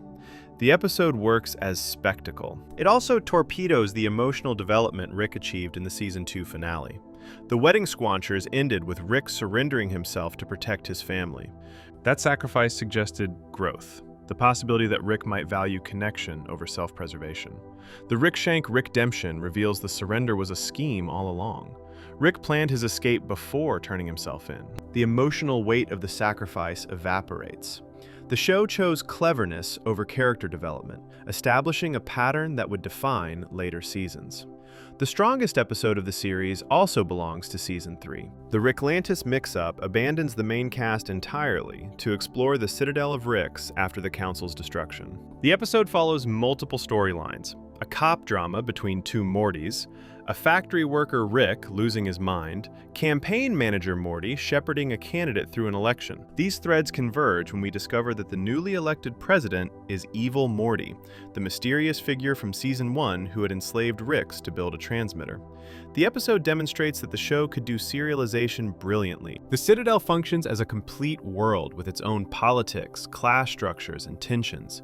Evil Morty's rise carries weight because we understand the society he's subverting. Character work, world building, and plot advancement all happen simultaneously without any of them suffering. The Ricklantis mix-up proves the writers possessed every skill necessary to make serialized storytelling work. That they so rarely applied those skills afterward makes subsequent failures harder to excuse.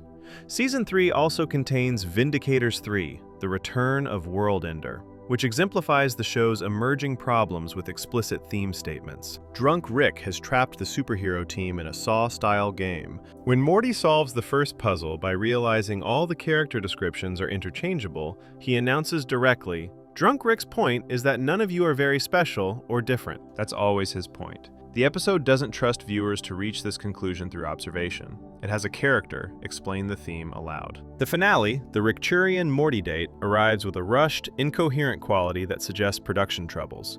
Rick and Morty's conflict with the president escalates from a dispute over respect into a full White House battle. The fight contains inventive moments, but the emotional stakes remain unclear. Why does Rick care so much about Morty getting a selfie with the president? Why does the president refuse so stubbornly? The conflict generates spectacle without generating meaning. The Beth and Jerry reunion that closes the season suffers similar problems. Their reconciliation happens off-screen, with Beth explaining to the family that she's decided to love Jerry again. The show tells us the relationship has changed, rather than dramatizing that change. Beth's line about things being like Season 1 but more streamlined reads as meta-commentary, acknowledging the writer's desire to reset dynamics without earning the reset through story. Season 3 contains the series' best episode and establishes templates for its worst tendencies.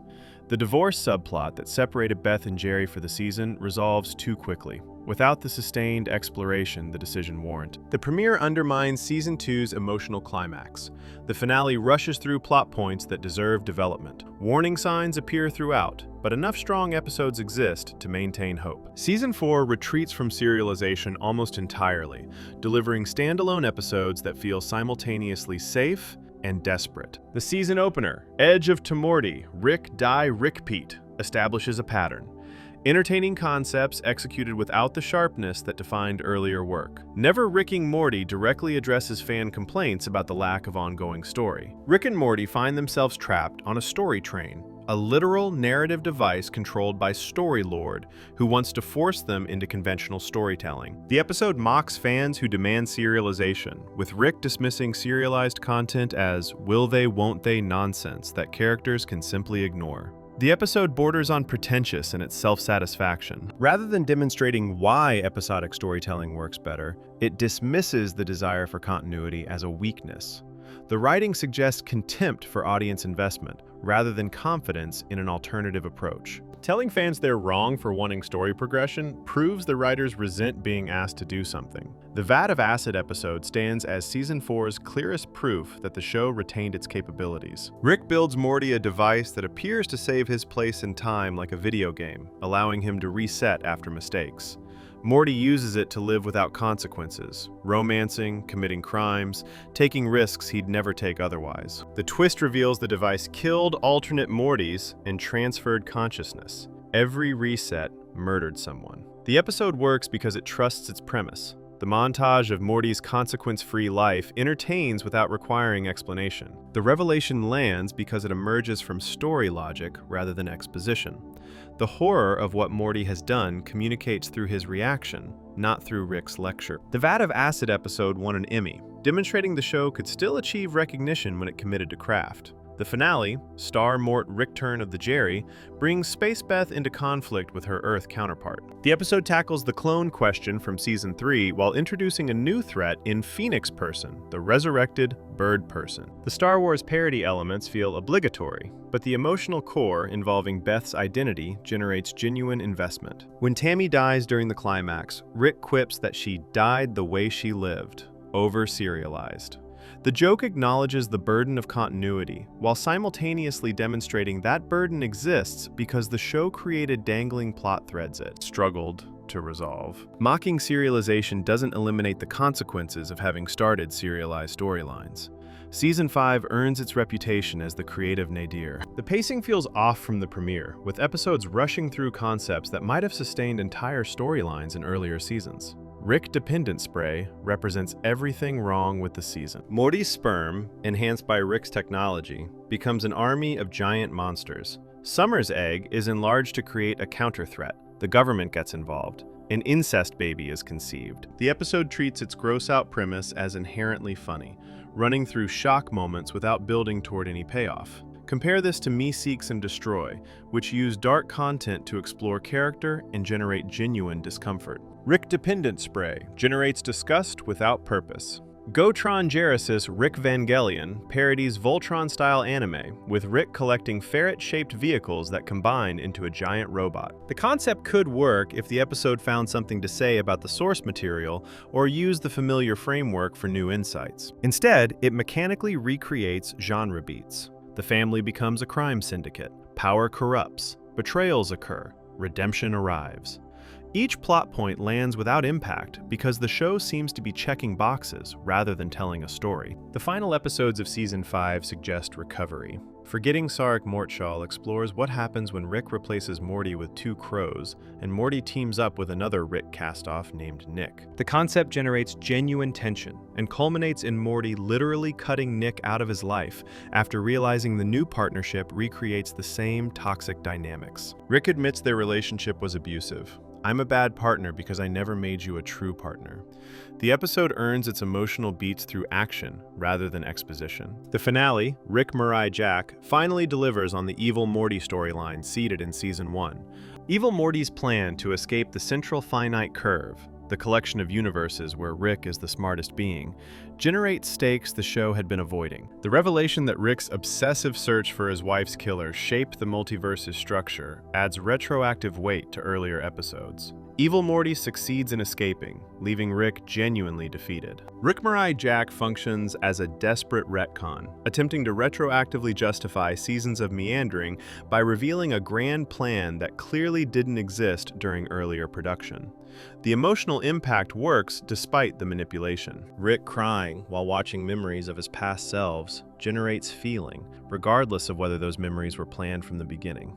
Season 6 and Season 7 represent modest recovery attempts. The show finds a more consistent quality level, with fewer outright disasters balanced by fewer transcendent highs. How Poopy Got His Poop Back opens Season 7 with Mr. Poopy Butthole crashing at the Smith house after his life falls apart. The episode functions as a celebrity cameo vehicle, Hugh Jackman plays himself, wrapped in a story about Rick avoiding an intervention for his friend. The premiere lacks the energy that once defined season openers. It's pleasant without being memorable. Rise of the Numbericons, the movie, commits fully to the iced tea/water tea mythology established in Get Schwifty, Following an intergalactic war between letters and numbers, Rick barely appears. The experiment in expanding the show's world falls flat, generating the series' lowest audience ratings. The episode proves that not every corner of the Rick and Morty universe contains material worth exploring at length. Fear No Mort, the Season 7 finale, achieves something remarkable. Morty enters a haunted house that shows people their worst fears and never lets them leave. His fear turns out to be that the adventures with Rick have traumatized him so severely he can never be normal. The episode earns its emotional weight through sustained exploration of Morty's psychology. Rick's response: acknowledging responsibility while expressing genuine care feels earned rather than stated. Fear No Mort proves the show still contains the potential for excellence. The writers can still craft episodes that balance humor, horror, and emotional depth. They can still trust audiences to engage with complex material without excessive hand-holding. The capability remains. The fan response to later seasons reflects this unevenness.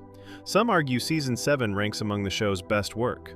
Others counter that only 4 or 5 episodes per season justify watching. Both positions contain truth. The batting average declined, but the occasional home runs demonstrate the talent hasn't disappeared. The autopsy reveals a show that knew it was losing its way, but couldn't commit to a corrective path. Season 3 introduced problems the writers seemed aware of, but couldn't resolve.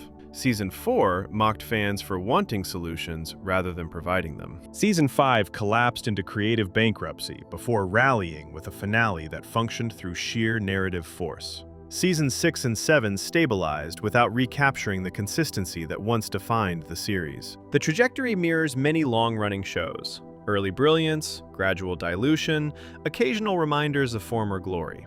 What makes Rick and Morty's decline particularly frustrating is the evidence that the decline was chosen. The Ricklantis mix-up proved the writers could do serialization.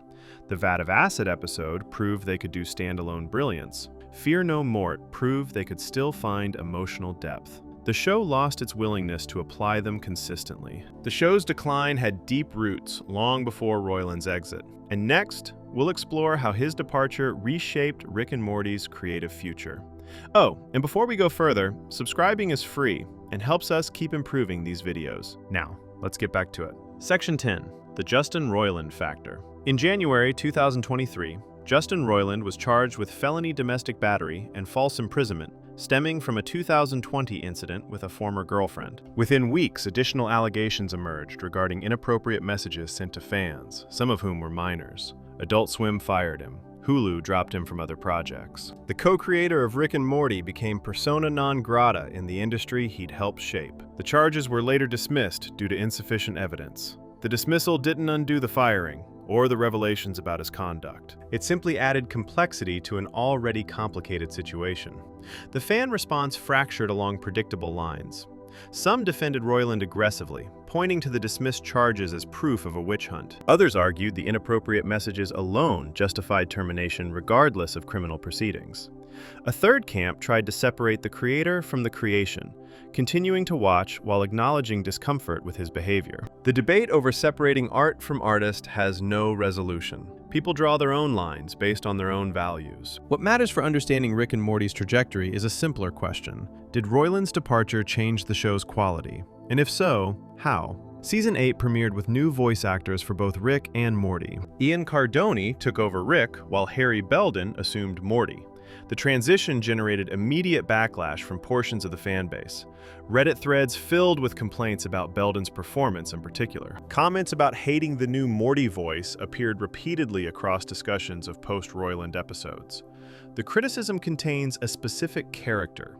Viewers described the new voices as technically competent, but lacking something essential. Royland's improvisational energy, his willingness to stumble through lines and let characters find their rhythms organically, created a texture that scripted performances couldn't replicate. The new actors delivered their lines correctly. Correctness isn't the same as life. Adjustment periods exist for any major casting change. Audiences who grew up with one voice struggle to accept another, regardless of quality. The question becomes whether the discomfort fades with exposure or persists as a fundamental incompatibility. Some viewers reported that binging episodes smoothed the transition. When watching continuously, the voice change becomes noticeable, but stops being distracting after a few episodes. The brain adjusts. The new becomes normal. This suggests the problem may be psychological rather than artistic. a resistance to change that time naturally erodes. Others maintain that the voices represent a permanent downgrade. They argued that Royland's performances contained improvisational genius that no replacement could capture,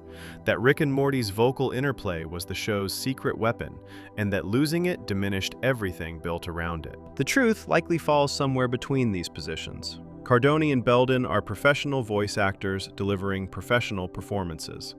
They lack Royland's specific energy. Whether that energy was essential to the show or merely familiar depends on what you believe made Rick and Morty work. Here's where the conversation gets interesting. Every criticism of the show's decline documented in this essay refers to seasons produced while Royland was still involved. The serialization problems began in Season 3, with Royland as co-creator and lead voice. The comedy collapse, the shift from clever subversion to lazy meta-commentary, happened on his watch. The creative bankruptcy of Rick dependence, Spray and Gotron Geresis Rick Vangelion, occurred with Royland presumably participating in the writer's room. The show don't tell violations, the character flattening, the descent into shock value over substance, all of this predates his firing.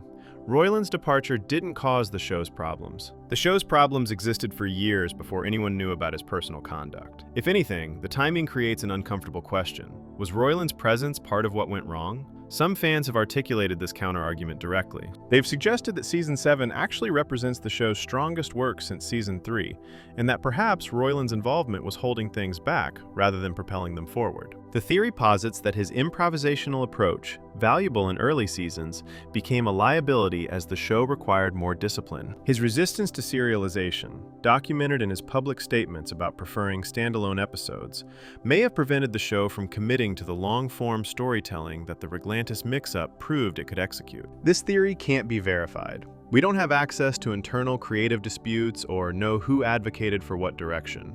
We only have the finished episodes and the timeline of their production. What we can observe is that the writing problems emerged gradually over multiple seasons, following patterns that suggest systemic issues rather than individual failures. The meta-commentary addiction, the theme stating instead of theme showing, the replacement of specific character voices with a uniform cynicism.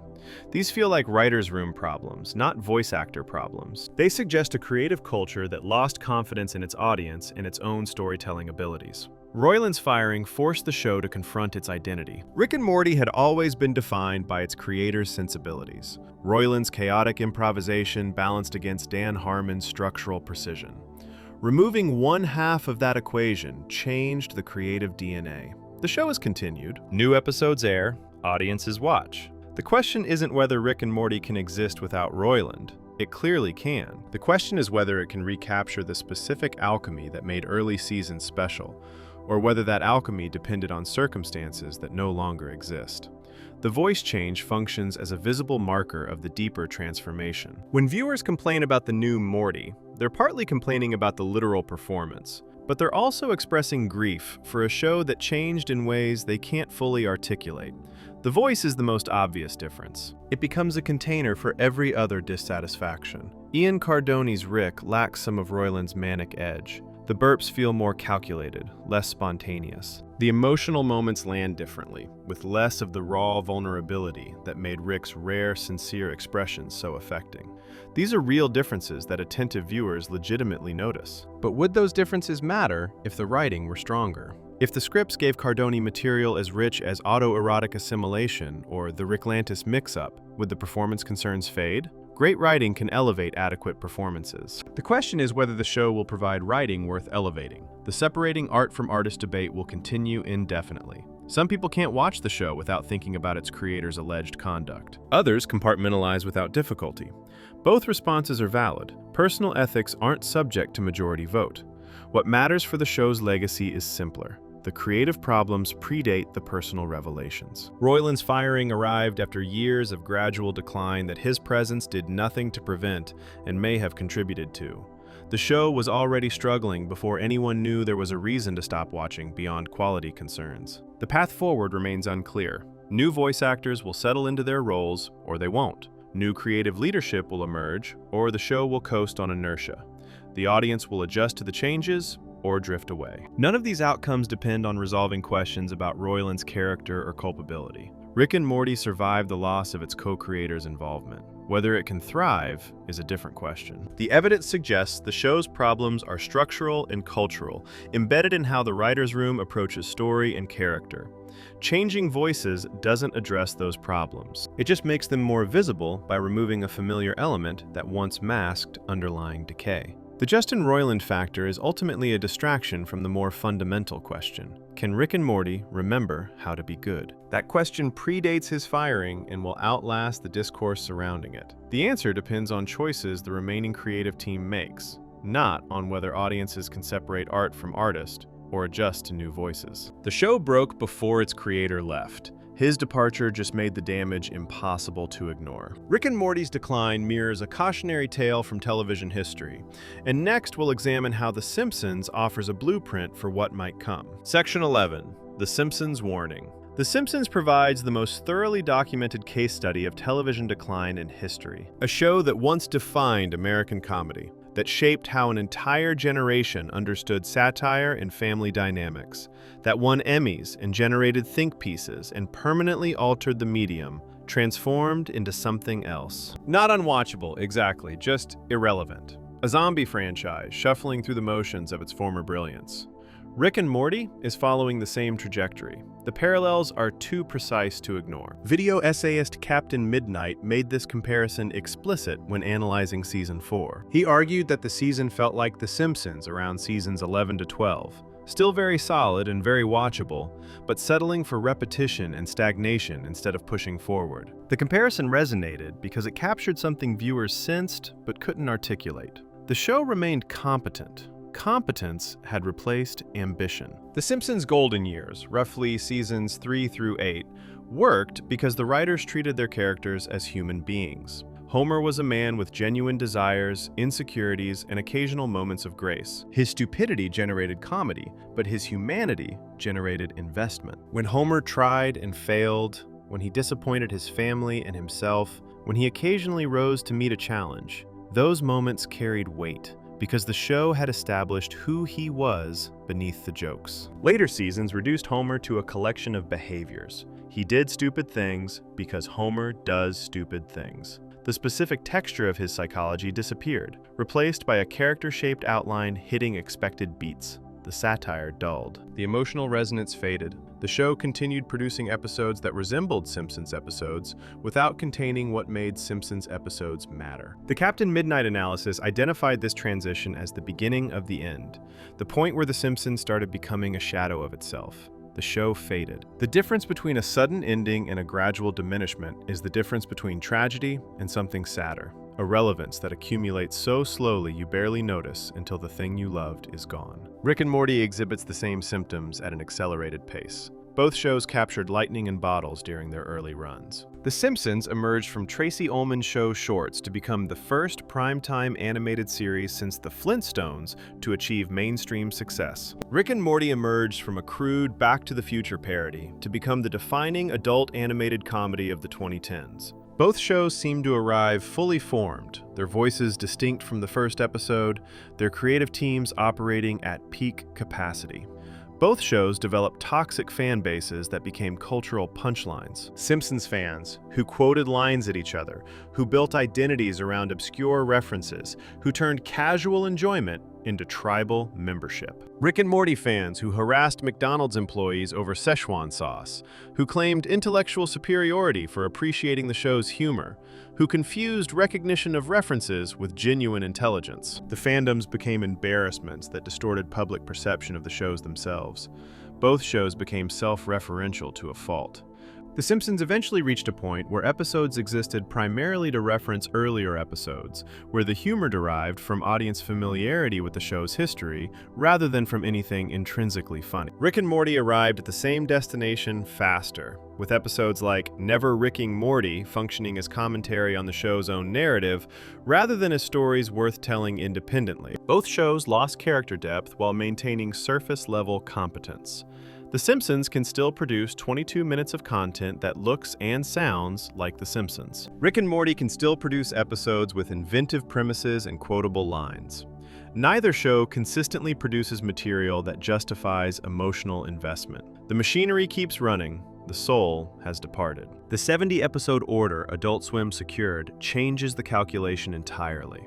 When a show receives that kind of commitment, it's no longer operating under normal creative pressures. The threat of cancellation, which forces writers to make every episode count, disappears. The show will exist for years, regardless of quality. It will be with us for a very long time, as one observer noted with a mixture of relief and resignation. The Simpsons persisted through institutional inertia. Fox needed content. The brand remained valuable. New episodes cost less than developing replacements. The show continued because continuation was easier than conclusion. Quality became irrelevant to the business decision. Rick and Morty faces the same dynamic. Adult Swim has locked in years of content.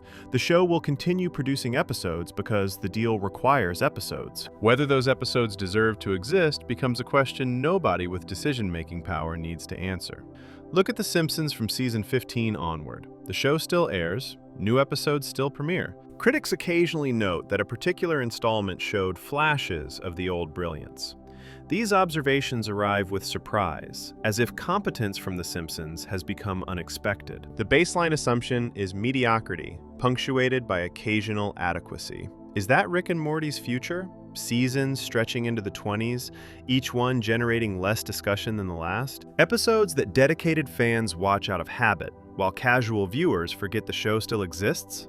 A cultural footprint that shrinks with each passing year until the show becomes background noise, present but unnoticed? The trajectory suggests yes. The 70-episode order guarantees the opportunity for that decline to play out in full. Rick and Morty will have the chance to become exactly what The Simpsons became, a show that once mattered, continuing past the point where it should have ended. One crucial difference separates the two declines: speed. The Simpsons took nearly a decade to transition from peak to plateau. The show maintained quality through the late 1990s before the slow fade began. Rick and Morty achieved its peak by season 2 and showed significant decline by season 5. The collapse that took The Simpsons 10 years took Rick and Morty half that time. Several factors accelerate the process. Modern production cycles move faster. Audience attention spans have shortened. The internet amplifies both praise and criticism, creating feedback loops that didn't exist during The Simpsons' golden era. A show in 2024 can't coast on reputation the way a show in 1999 could. The decline becomes visible immediately because thousands of voices point it out in real time. Another difference? Self-awareness. The Simpsons declined without seeming to notice. Episodes continued as if nothing had changed, as if the writers believed they were still producing the same quality work. The lack of acknowledgement made the decline feel almost innocent, a creative team losing their fastball without realizing the pitches had slowed. Rick and Morty knows it's declining. The show references its own problems, mocks fan expectations, acknowledges the difficulty of maintaining quality.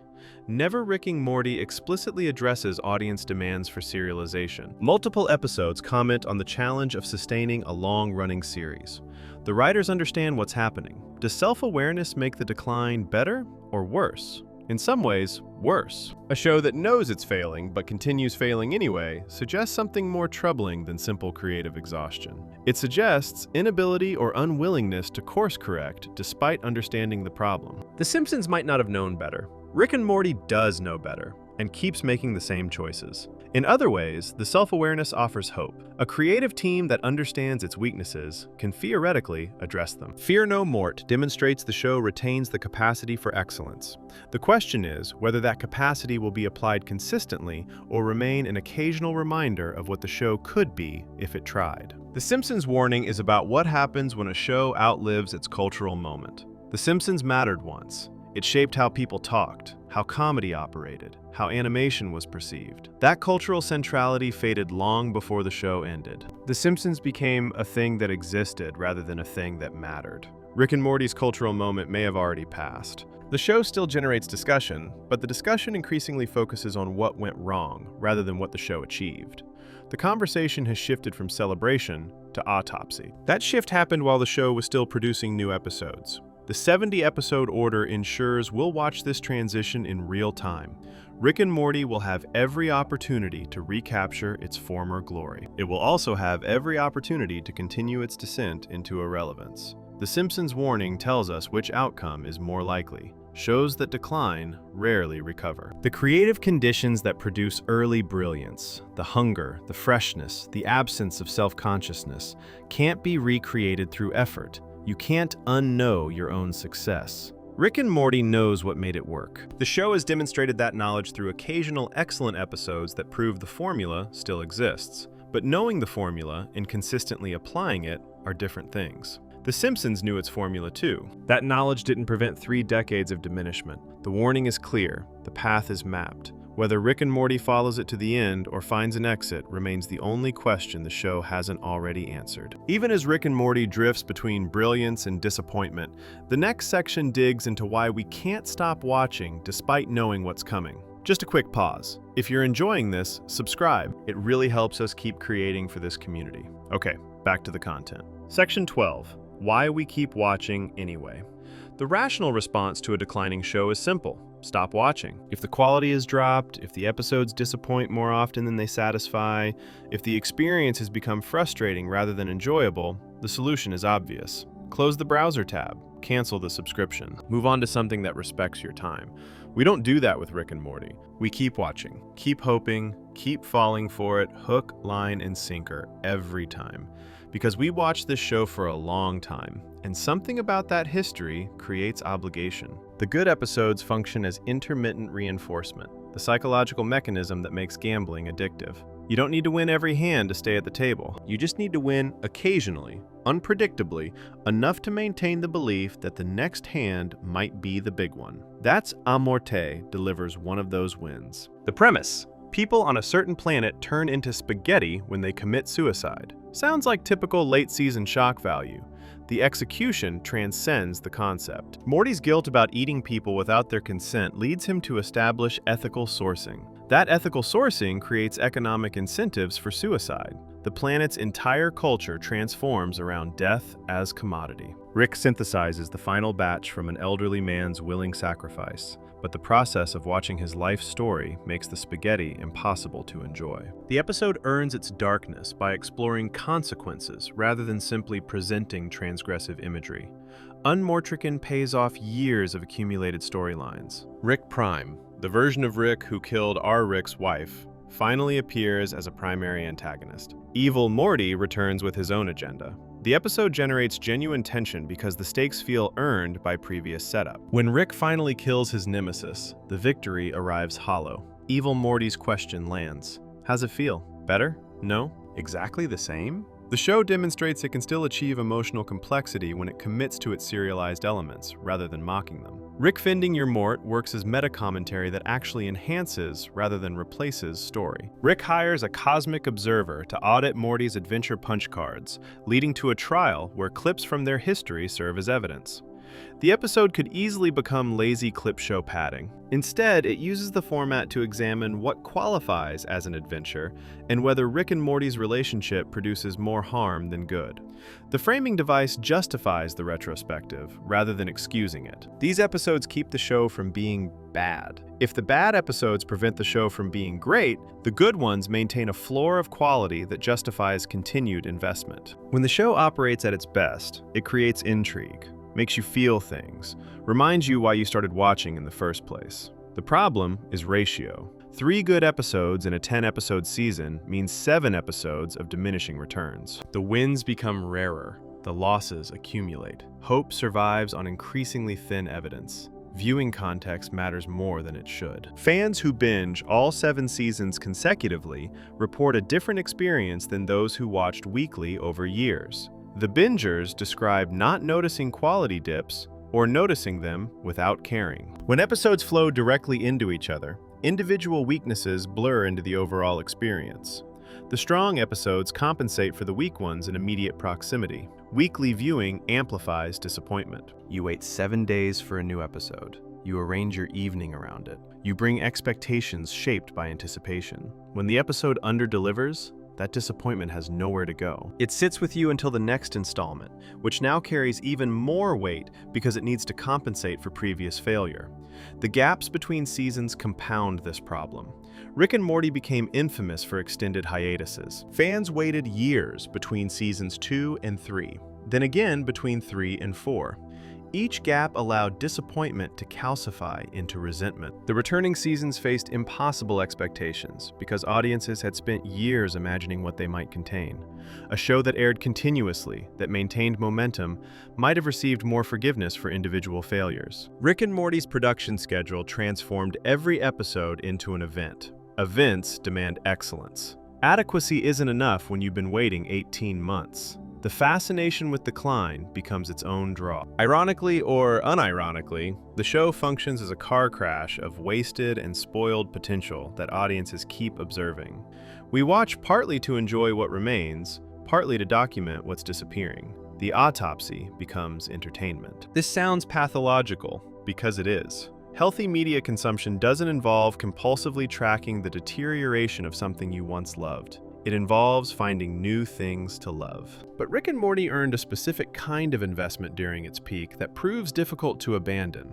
The show felt like it understood something about nihilism and meaning that resonated with a particular audience at a particular moment. That audience keeps waiting for the show to recapture the lightning, that one burst that reminds us of the good days. Fear No Mort provides exactly that burst. The Vat of Acid episode provides it.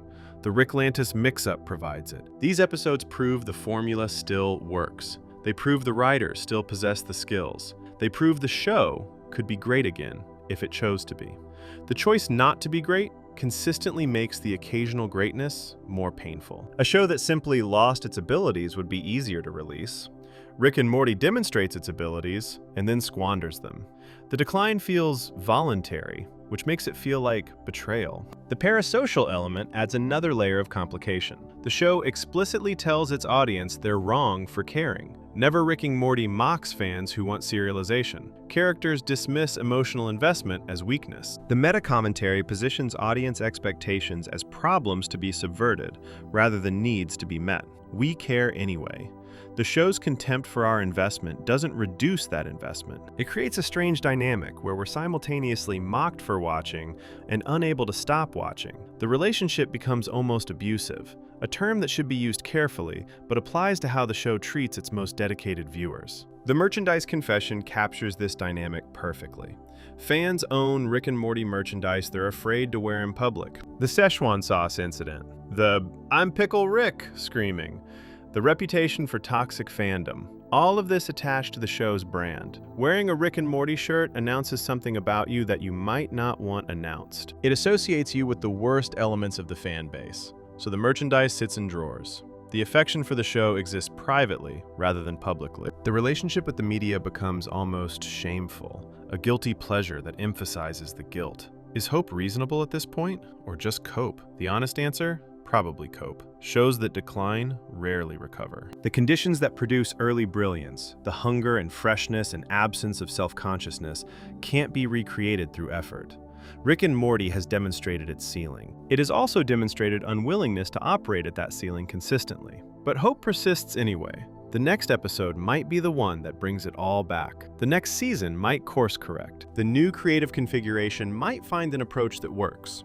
These possibilities exist even if they're unlikely. We keep watching because we remember what the show was. We keep watching because occasionally it reminds us. We keep watching because abandoning something we loved feels like admitting that love was misplaced, and we're not ready for that admission. The show doesn't deserve this loyalty. We give it anyway. That's the strange hold Rick and Morty maintains over its audience. The combination of nostalgia for past excellence, hope for future recovery, and the morbid fascination of watching decline unfold in real time. Even as we keep watching through hope and habit, the next section explores how the show's self-aware nihilism has turned that very philosophy against itself. Section 13, the meta-irony. A show about meaninglessness became meaningless.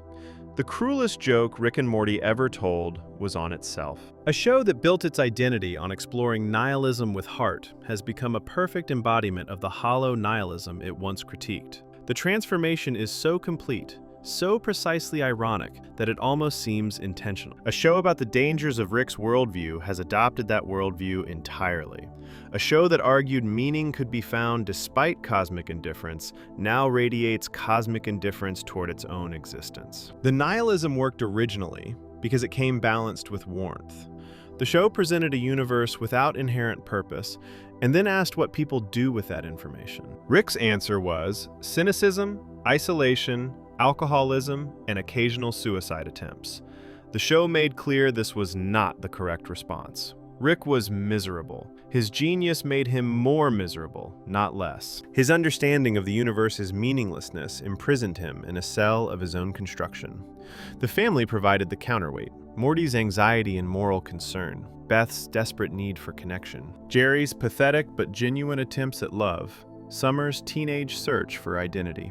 These characters hadn't surrendered to nihilism. They still wanted things, cared about outcomes, believed their choices mattered even if the universe disagreed. The tension between Rick's cynicism and the family's continued investment in meaning generated the show's philosophy.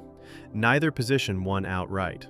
Rick was often right about cosmic insignificance, but wrong about what that meant for how to live. The family was often naive about reality, but right about the value of connection. Nobody exists on purpose. Nobody belongs anywhere. Everybody's gonna die. Come watch TV. That line from Rick's D-Minutes became the show's mission statement. It sounds bleak in isolation. In context, it's profound, because it offers comfort alongside hopelessness. Morty delivers it to Summer after she discovers she was an unwanted pregnancy. The revelation has shattered her sense of purpose. Morty's response acknowledges the bleakness fully, then offers an alternative. Since nothing matters cosmically, we might as well enjoy what we have locally. The television represents shared experience, family connection, choosing to be together despite knowing togetherness means nothing to the universe.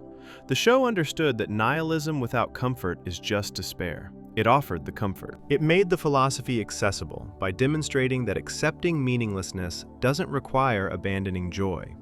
Rick's catchphrase contained the same duality. Wubba-lubba-dub-dub sounded like meaningless party noise. The show revealed it translated to, "I am in great pain, please help me," in bird person's language. Even Rick's apparent celebration was secretly a cry for help. The character's performance of nihilistic freedom masked genuine suffering. We were supposed to pity Rick while admiring his capabilities. The show's early seasons maintained this tension carefully. Rick's cynicism was a critique, not a celebration. His worldview represented one possible response to meaninglessness, specifically, the wrong one. The show demonstrated repeatedly that his approach damaged everyone around him, including himself. When Rick attempted suicide after Unity left him, the moment worked because the show had established that his philosophy led to isolation and pain. Something changed. The critique became the message. The show stopped questioning Rick's worldview and started endorsing it. The transformation manifested through what one critic described as pure, unfiltered, arrogant hatred of the world from the writers, using Rick as their proverbial mouthpiece. Rick's contempt ceased being a character flaw to explore. It became the show's default tone. Every observation carried dismissal. Every emotional moment got undercut. Every sincere expression got deflected with irony. The family's transformation completed the collapse. When every character became a version of Rick, when everyone adopted his cynicism and contempt, the counterweight disappeared. The show lost the balance that made its philosophy work. Without characters who genuinely believed in meaning, there was no tension between nihilism and hope, just nihilism. Morty torturing his sister's ex-boyfriend isn't the same Morty who offered Summer comfort in Rick's D-Minutes. Beth, retroactively revealed as a childhood sociopath, isn't the same Beth who desperately sought her father's approval while building a family of her own. Summer cycling through personalities to fit episode requirements isn't the same Summer who struggled with her identity in the shadow of her grandfather's brilliance. The characters became vehicles for delivering cynical observations rather than people navigating a meaningless universe while trying to find reasons to care. The show stopped asking how to live with nihilism because it stopped believing the question mattered. The parallel between the show's treatment of its audience and Rick's treatment of his family becomes uncomfortable upon examination. Doctor? Wong's analysis of Rick in Pickle Rick applies with disturbing precision to the show's relationship with its viewers. The dynamic she describes, where intelligence justifies sickness, where brilliance becomes an excuse for cruelty, where the smart party uses their position to avoid accountability, maps onto how Rick and Morty treats the people who watch it. The show is clever enough to anticipate criticism. That cleverness becomes a weapon against the audience rather than a gift to them. The show mocks viewers for wanting story, for caring about characters, for expecting emotional payoff. It uses its intelligence to justify contempt. The therapist's observation about how this dynamic erodes relationships applies to the show's relationship with its fan base. The pattern damages connection. The constant deflection, the refusal to be sincere, the weaponization of self-awareness, all of it creates distance. The audience loves something that seems to resent being loved. This resembles the pattern Dr. Wong identifies in Rick's family. The sickness spreads. Everyone learns to use intelligence as a shield. Everyone learns that caring is naive. Everyone learns that sincerity invites attack. The dynamic erodes the relationship between show and audience the same way it eroded Beth's marriage. The writers appear to use the show to express contempt rather than tell stories. Episodes feel like vehicles for dismissal rather than exploration. Characters say things that read as authorial venting. The meta-commentary comes across as genuine grievance rather than narrative device. The distinction between earned cynicism and lazy cynicism matters here. Earned cynicism emerges from demonstrated experience. A character who has seen the worst of existence and responds with bitterness has earned that response. We understand where it comes from. We recognize it as a comprehensible reaction to comprehensible suffering. Lazy cynicism skips the earning. It assumes the posture without the foundation. It presents contempt as default rather than consequence. The show's later cynicism feels lazy because it no longer connects to character experience. The dismissiveness floats free of any grounding, available to apply to anything, attached to nothing. Early Rick earned his cynicism. He'd lost his wife across all dimensions. He'd seen the infinite variations of existence and found them all wanting. His bitterness emerged from genuine trauma and genuine loss. The show took time to establish why he was the way he was. Later seasons apply the same cynicism to characters who haven't earned it. Morty's contempt doesn't connect to accumulated trauma. Summer's dismissiveness doesn't reflect demonstrated experience. The family becomes cynical because the show is cynical, not because their stories justify the shift. The question becomes whether a show can recover from not just declining in quality, but seemingly not wanting to be good. Creative exhaustion is fixable. Writers get tired, take breaks, return refreshed.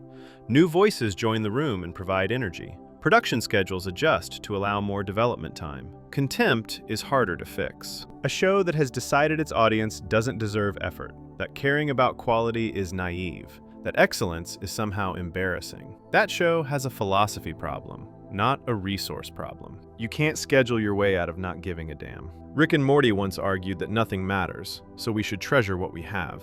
It now seems to argue that nothing matters, so why bother trying? The shift from the first position to the second represents the show's true decline. The drop in episode quality is just a symptom. The disease is the loss of the belief that trying matters. The meta-irony is complete.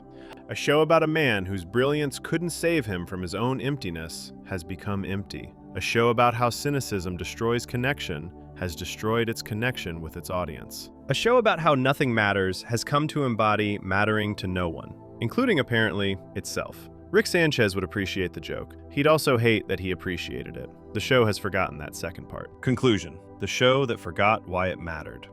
We started with a question: what happened to Rick and Morty? 13 sections later, the answer is clear. The show became the thing it once warned us about. The lightning in the bottle was real. Seasons 1 and 2 achieved something rare in television. A show that balanced genuine darkness with genuine heart. That explored nihilism without surrendering to it. That made us laugh while making us feel. The animation was sharp. The writing was sharper. The characters felt like people navigating impossible situations rather than mouthpieces delivering cynical observations. The hype machine that followed created impossible expectations. Season 3 arrived as cultural phenomenon rather than television show. The pressure to be important, to mean something, to justify the weight in the worship, warped everything that came after. The show started believing its own mythology. The serialization paradox trapped the writers between contradictory demands. Fans wanted both standalone brilliance and ongoing story. The show tried to deliver both, committed to neither, and satisfied no one. The Ricklantis mix-up proved serialization could work. The show rarely tried that hard again. Rick's godhood became narrative poison. When your protagonist can solve any problem instantly, stakes evaporate. The tension that powered early adventures disappeared into a fog of omnipotence. Rick Prime offered a solution, a villain who matched Rick's power. but the show killed him without replacing the dramatic engine his existence provided. The family flattened into variations on Rick's contempt. Morty's anxiety became cruelty. Beth's insecurity became coldness. Summer's identity became whatever the episode required. Jerry's sweetness curdled into pure pathetic. The contrast that made Rick's nihilism meaningful vanished when everyone adopted it. The comedy collapsed from clever subversion to lazy meta-commentary. The show stopped trusting audiences to understand jokes and started explaining them. The shock value that once served story became the story. Dragons having sex, giant sperm monsters, incest babies, premises without ideas, setups without payoffs. Pickle Rick established the template that defined the decline. Spectacular action married to condescending exposition. The show demonstrated it could still create brilliance, then demonstrated it didn't trust that brilliance to speak for itself. Every insight required annotation. Every theme required statement. The season-by-season autopsy revealed a show that knew it was losing its way but couldn't commit to course correction. Season 3 introduced the problems. Season 4 mocked fans for noticing them. Season 5 collapsed into creative bankruptcy before rallying with a finale that worked through sheer narrative force. Seasons 6 and 7 stabilized without recovering. Justin Roiland's departure added complexity without explaining the decline. The problems predated his firing by years. The show was already broken before anyone knew there was a reason to stop watching beyond quality concerns. The Simpsons' trajectory looms ahead.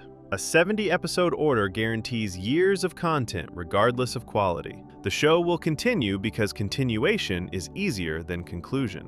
Whether it will matter is another question entirely. We keep watching anyway. The good episodes function as intermittent reinforcement. That's amorte, unmortricken, fear no mort.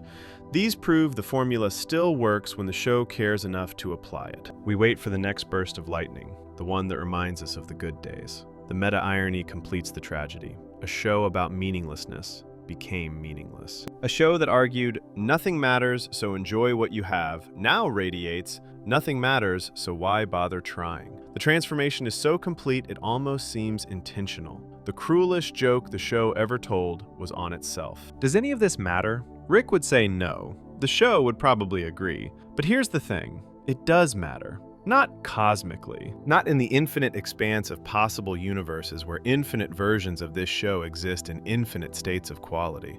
It matters here, in this dimension, to the people who loved something and watched it change. Rick and Morty taught us that you can acknowledge the universe's indifference while still finding reasons to care. The show made that argument beautifully for 2 seasons. Then it forgot its own lesson. The painful decline of Rick and Morty is a demonstration of exactly what the show once warned against: the corrosive power of cynicism, the way contempt destroys connection, the tragedy of intelligence deployed in service of emptiness rather than meaning. We were never supposed to want to be Rick.